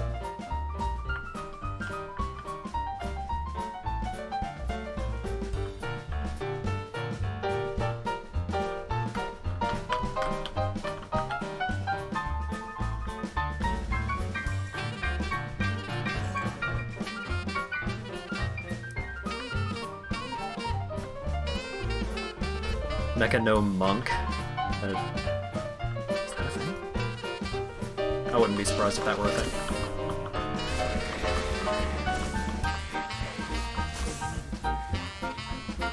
Good contribution, Dan. This one's mine. Take my blade, Time Bringer.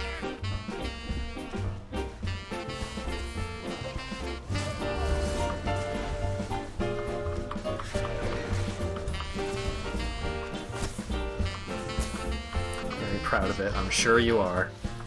Who knew killing Nana could be so fun? Good day to fight.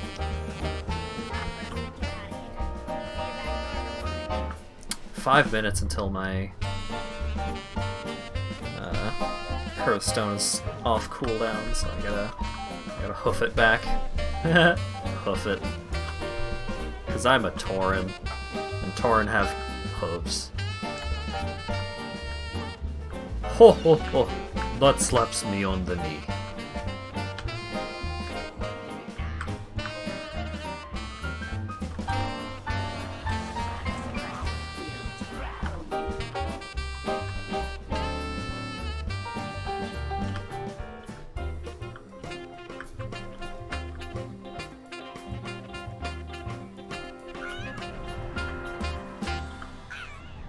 The ethics of the Alliance have always been a little inconsistent. Ba-da-da-da-da-da.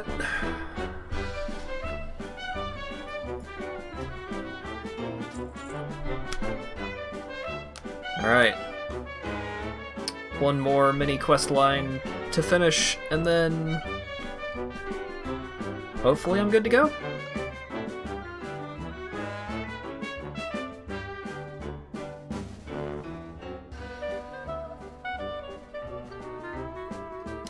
Also, canonically, everyone hates the Death Knights. Like, during the Death Knight intro, you are being, like, led through town and everyone's throwing tomatoes at you and being like, oh, what the hell, get out of here.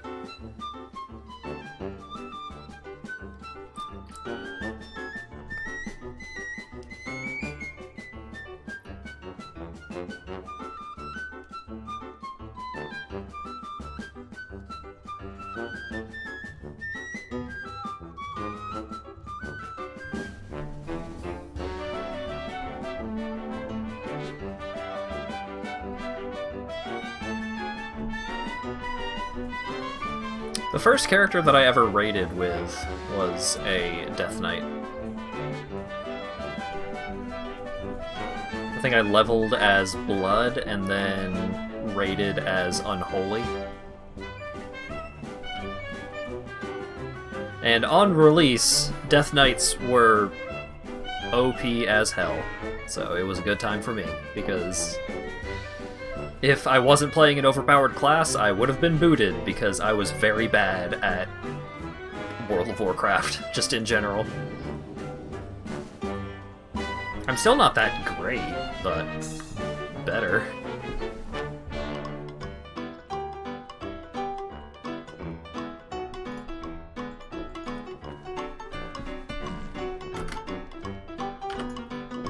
Ba-dum-ba-dum.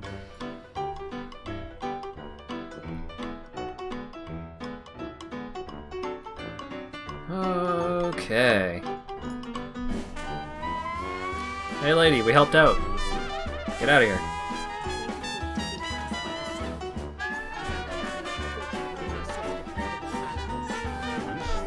Oh, I gotta go to the vineyards? Oh boy.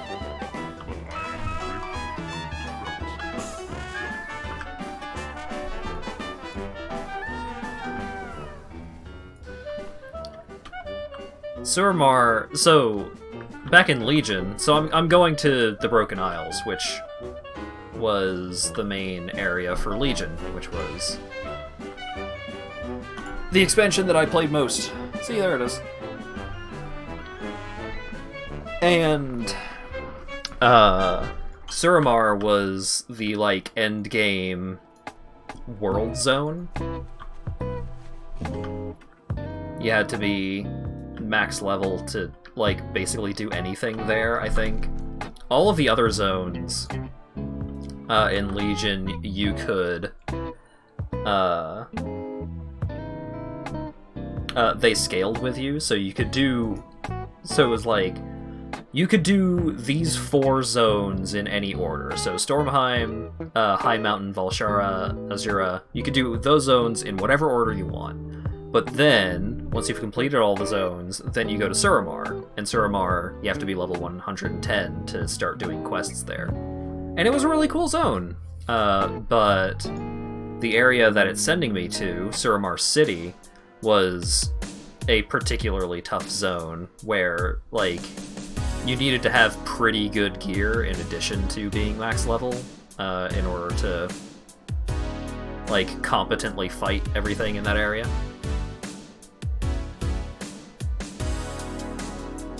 Do you care about knowing how many quests are left? Not really, because I'm gonna have to do them anyway. My intention is that if it hits like 1 AM, then I'm gonna stop, but still.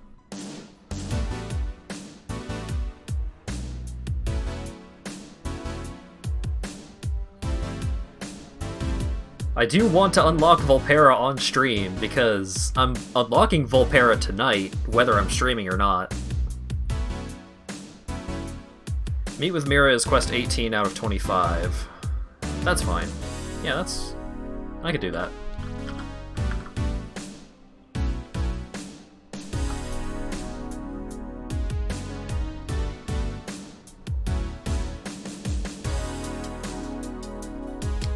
Because a lot of the quests don't take a lot of time, or can be done simultaneously with other quests.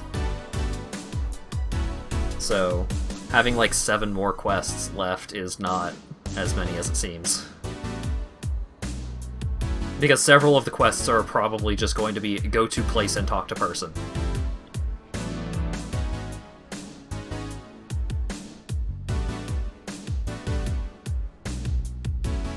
This and the next 3 are just talk to NPC, yeah. Made much easier by the fact that I could just fly everywhere.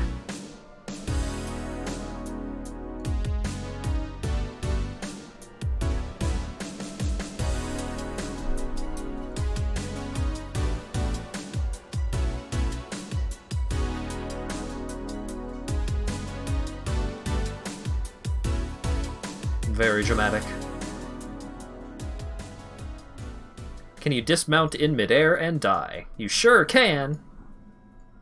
Oh, when did this effect start showing up? Cool sparkles.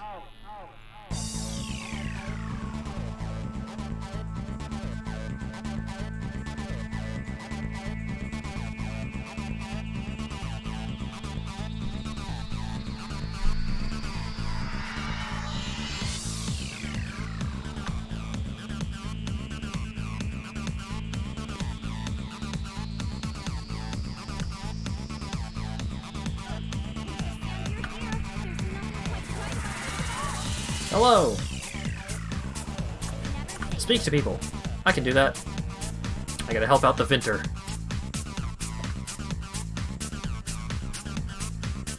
What up? What are you tasked with? Tells me to jump in the vat. Alright. What up? What are you tasked with? Decide what goes in the wine.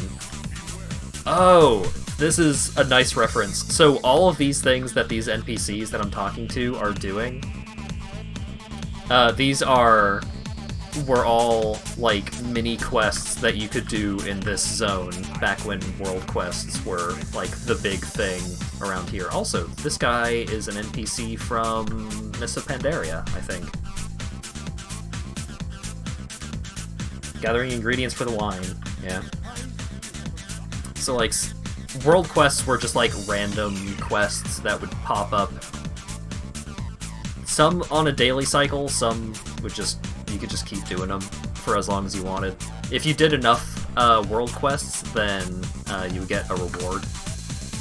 And that reward definitely reset daily. Or was it weekly? I don't remember.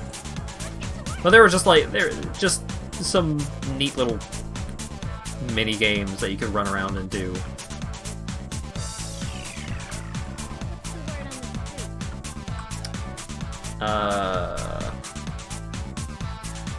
You should be creating the recipe. Oh wait, no. You should be obtaining ingredients. Seems like a good fit. Perfect. I gotta delegate everyone to the right tasks. You should be... Wait, you're really big. You should be stomping fruit.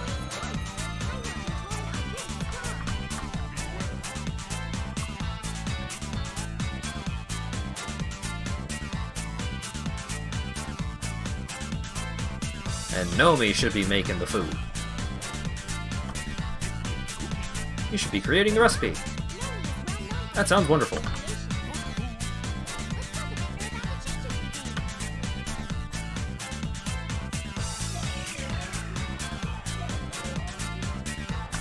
So yeah, for this one, you would just get into this vat of fruit and just jump up and down in it for a bit. It was just a fun little goofy thing.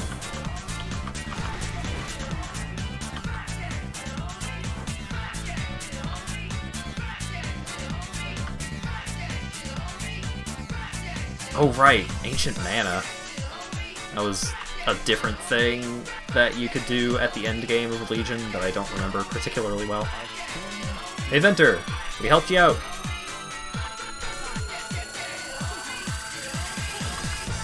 Alright, let's go talk to Nomi.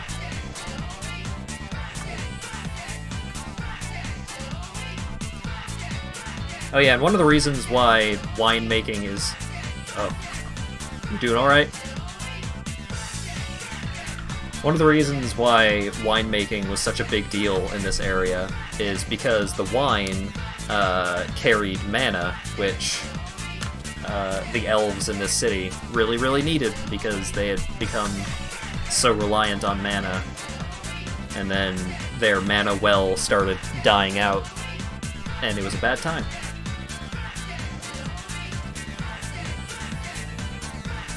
Alright, collect some ingredients.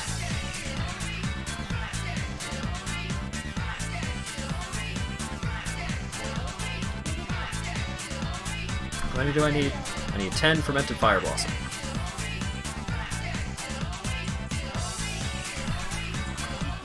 And silkwing fibers, which that is now low lit, so I assume I need to get silkwing fibers from silkwings.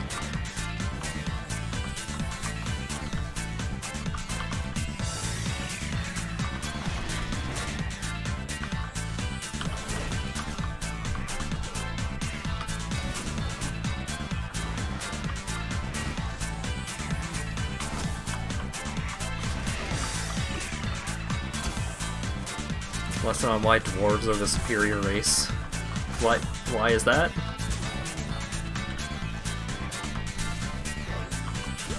Because they don't need mana? Because they're good at making alcohol? No mana reliance? Oh, okay.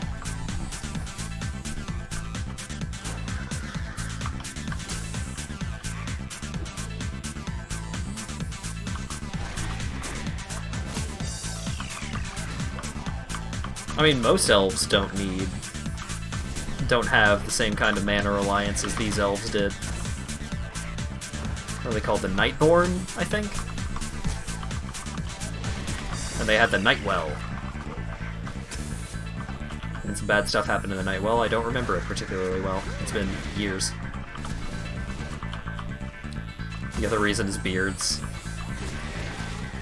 These elves can have beards. The quality of the beards I can't say much on, but they can.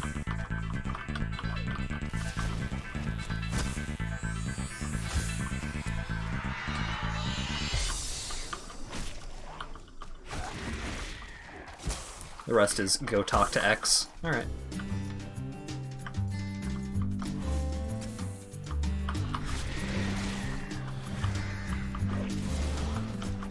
Yeah, not exactly a challenge. But I also did the storyline to unlock the High Mountain Tauren, which was a little more involved than this, but it was mostly focused in one area, as opposed to having to go to a couple of different areas to help a bunch of different people out. It was mostly just go to the area where the High Mountain Tauren are. Which I remembered pretty well, because that was one of the zones in Legion. It's right up there. High Mountain. Pretty cool place. Here's the wine stuff. Deliver a sample. Hey, fancy wine man. I got some wine for you. Hope it's good. Oh wait, I need to collect the sample. I was not given the sample. I need to collect the sample.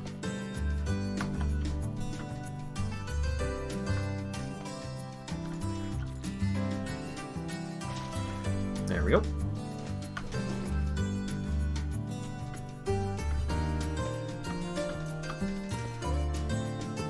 Howdy. What do you think?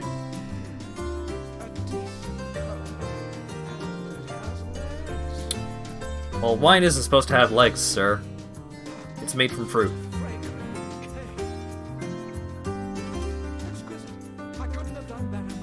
Oh, he loves it. I can help. Meet you back in the Oh, hell yeah. Oh, I got a toy. Consume a sip of Nomi's vintage, delivering a fiery burst of the senses. Only usable in Zandalar, Kulturus, and Najatar. Which is weird, but okay. It's weird considering that I got it in none of those zones, but sure. Is it really called High Mountain? Is it next to the West Sea? Kinda. No, it's west of Kulturus, actually.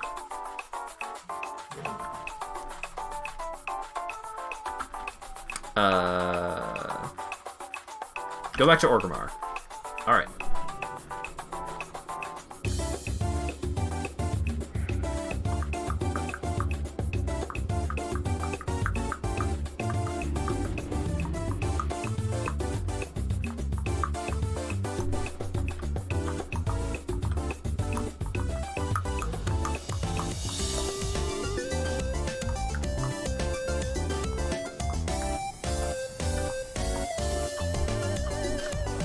Sylvanas, you're not supposed to be here. You will be rewarded. You're supposed to be in the Shadowlands, because you're evil and fucked off. But, alright, you do you, I guess.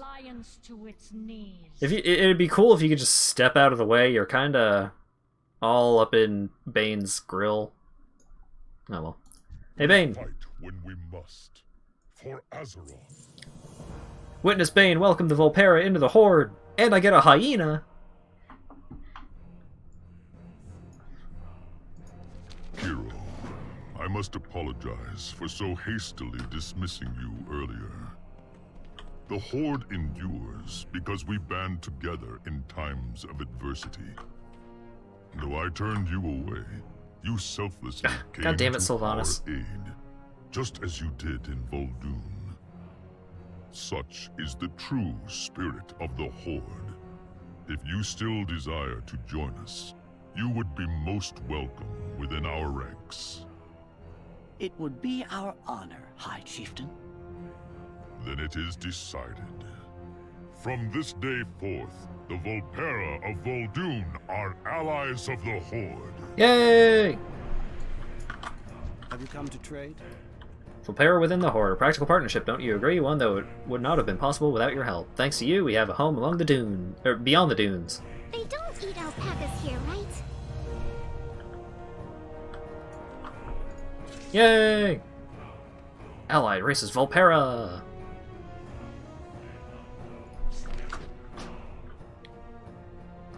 Alright, and now to log out and never log into that character again. Because... Yay! Oh, and it's already got rogues selected and everything.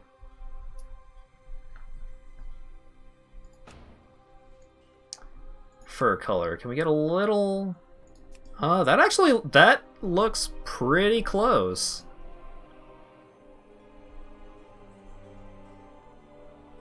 What the fuck color are Coach's eyes again? I don't even remember. They're just depicted as black, usually. I'm pretty sure I had decided on a color. Oh, heterochromia. Oh, blue and orange. The gamer colors. I mean, I am a sucker for these purple eyes. Earrings? Ooh. Pretty nice. Snout. Short. Come on. Yeah.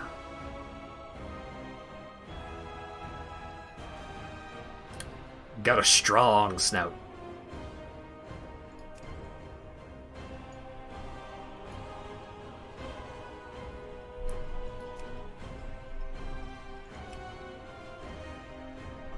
Does it lift? I mean, it's got a muscle up on there. Here, let me... Here. No, not a new scene, new source. Wow, ear lengths are an abomination. Why do you say that?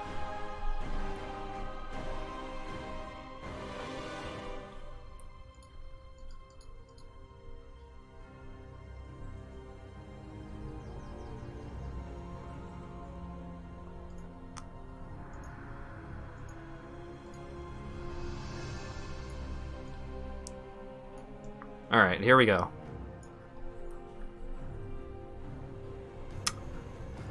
What kind of snout is that? I think it's kind of just... maybe flat. Nah, it's probably just long here. Ears.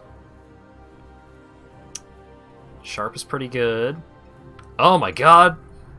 Holy shit!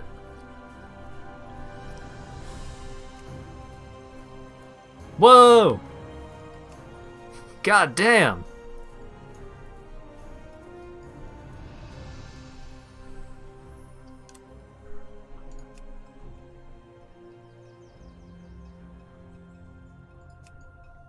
Oh, I like how there's only earrings on one ear for the Scruffy.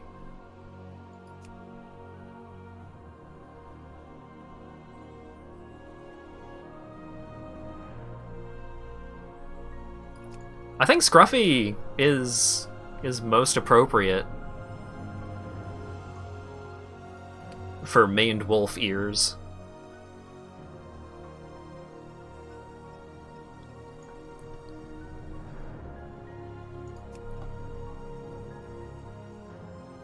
Black is blind eyes. It's not entirely accurate. I don't know what color to make his eyes.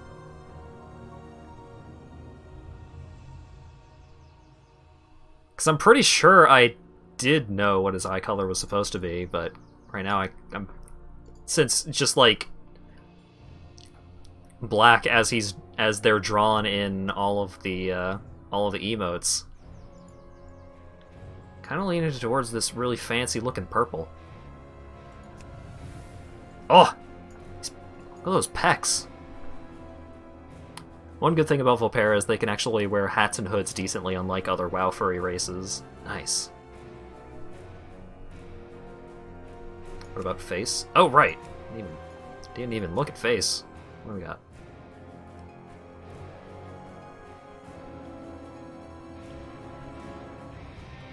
That one's pretty close.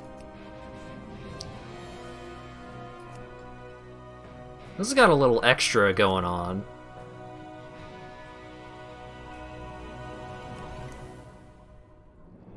Oh, he's got, like, angry eyebrows in this one. It's mostly just the eyeshadow effect.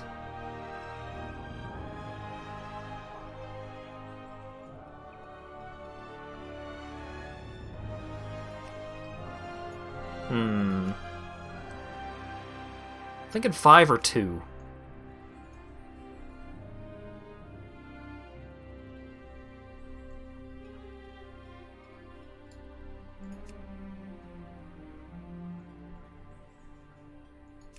I kind of like 2 a little more. It's got a little more character to it.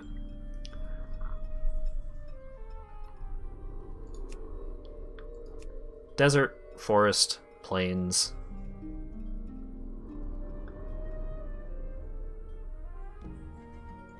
Plains is actually a little more accurate. The spots are not exactly correct. Mostly thinking of the fur on the hands and feet. Seems like plains and forests should be switched. Not really. Stripes are good in the forest, right? That's why tigers got them.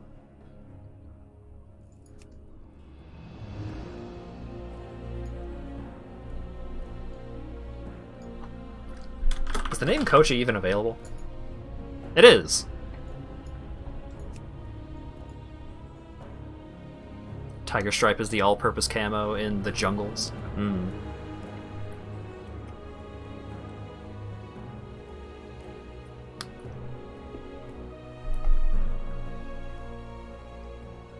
Still voting Kochibi. One of the other Volpera that I am definitely going to make could be Kochibi.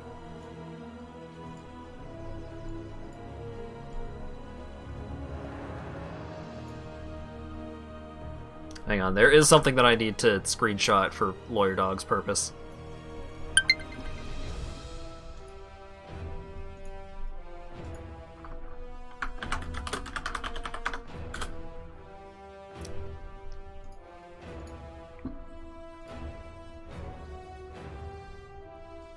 Yeah, I do like the tail spots. I really like the Volpera tail in general.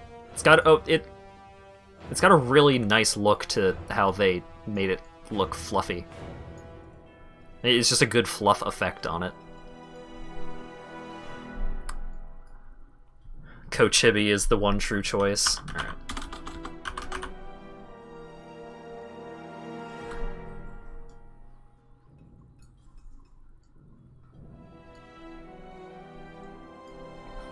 And you know he means business because he's got a skull on his belt.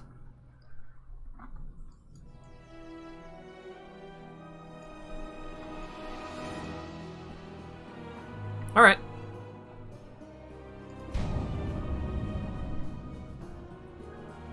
If Kosha is available, I gotta snipe that shit. Yeah, here's what I'm gonna do.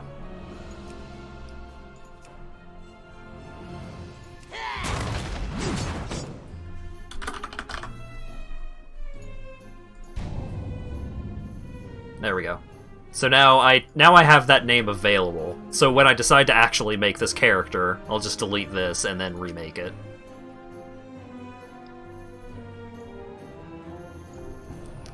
Alright. I know. Alright. What is the Volpera intro? Also, I need to move Coach's face back to where it was. There we go. We Volpera have always been resourceful. No matter the adversity, we do what it takes to survive and keep our family strong. The Horde helped us when we needed it. And now, it's time to return the favor. A fair trade, if you ask me. Yay! A whole world of adventure is awaiting you out there. Explore it and become a hero. For the Volpera and for the Horde.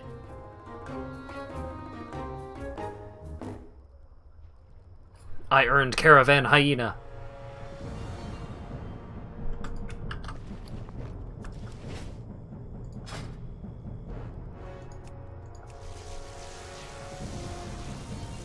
Old school RuneScape is still popping. Alright. Well, that was an intro, I suppose. Yeah.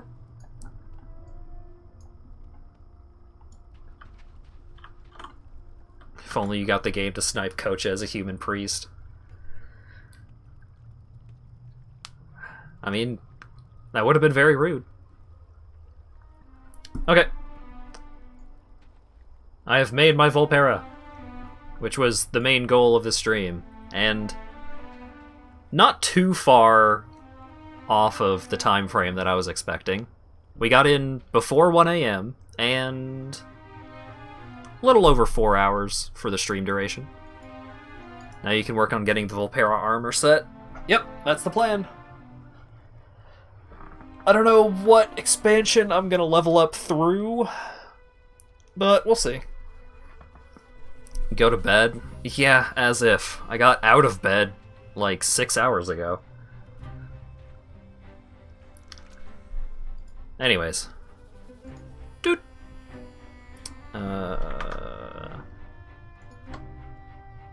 Ba-ba. Alright.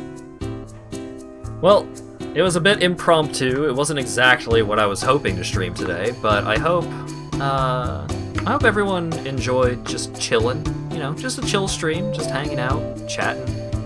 I talked a lot about localization, but it's an interesting topic at least. I managed to get my Fox Twink happening, so that's probably going to be a lot of time for the next little while for me.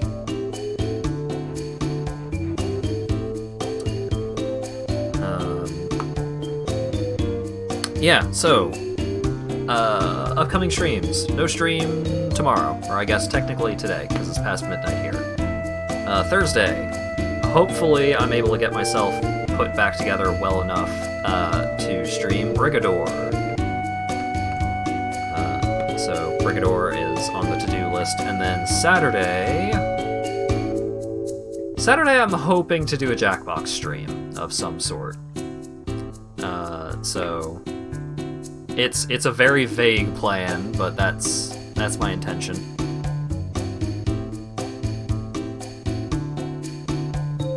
Not looking forward to more walking animals. Psh. All animals walk. Well, not all of them. Most animals walk. Also, that entire time I was playing as a Tauren, which is just a cow person, so you've already been dealing with it. Okay. Oh god. Brain. So yeah, Thursday, I intend on streaming Brigador. Saturday is either going to be a Jackbox stream, a Brigador stream, or maybe something else. But if it's something else at that point, I may be having some issues. If it doesn't end up being Jackbox, then what it may be is a long Mario 64 practice stream, in the case that the rematch is next week. I don't think the 120-star rematch is going to be this coming Monday. I think I may push that a bit further out. May end up being 2 weeks after this coming Monday. Just so me, Lago, Lawyer Dog, we all have time to like really put in the time, put in the practice. But I don't know, maybe it'll just be a bi-weekly thing for a while. Who knows? Even the snakes in WoW walk, that's true. Other than that...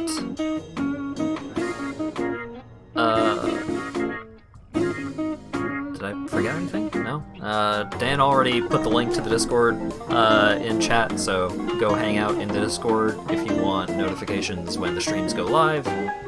And also just to chat, hang out. It's a cool place. Or at least I think so. I might be a bit biased, because I'm the guy in charge of putting it together. So yeah. Thanks again for everyone that was hanging out and chatting and all that stuff, and hopefully I will see you guys again on Thursday. Yeah. Later.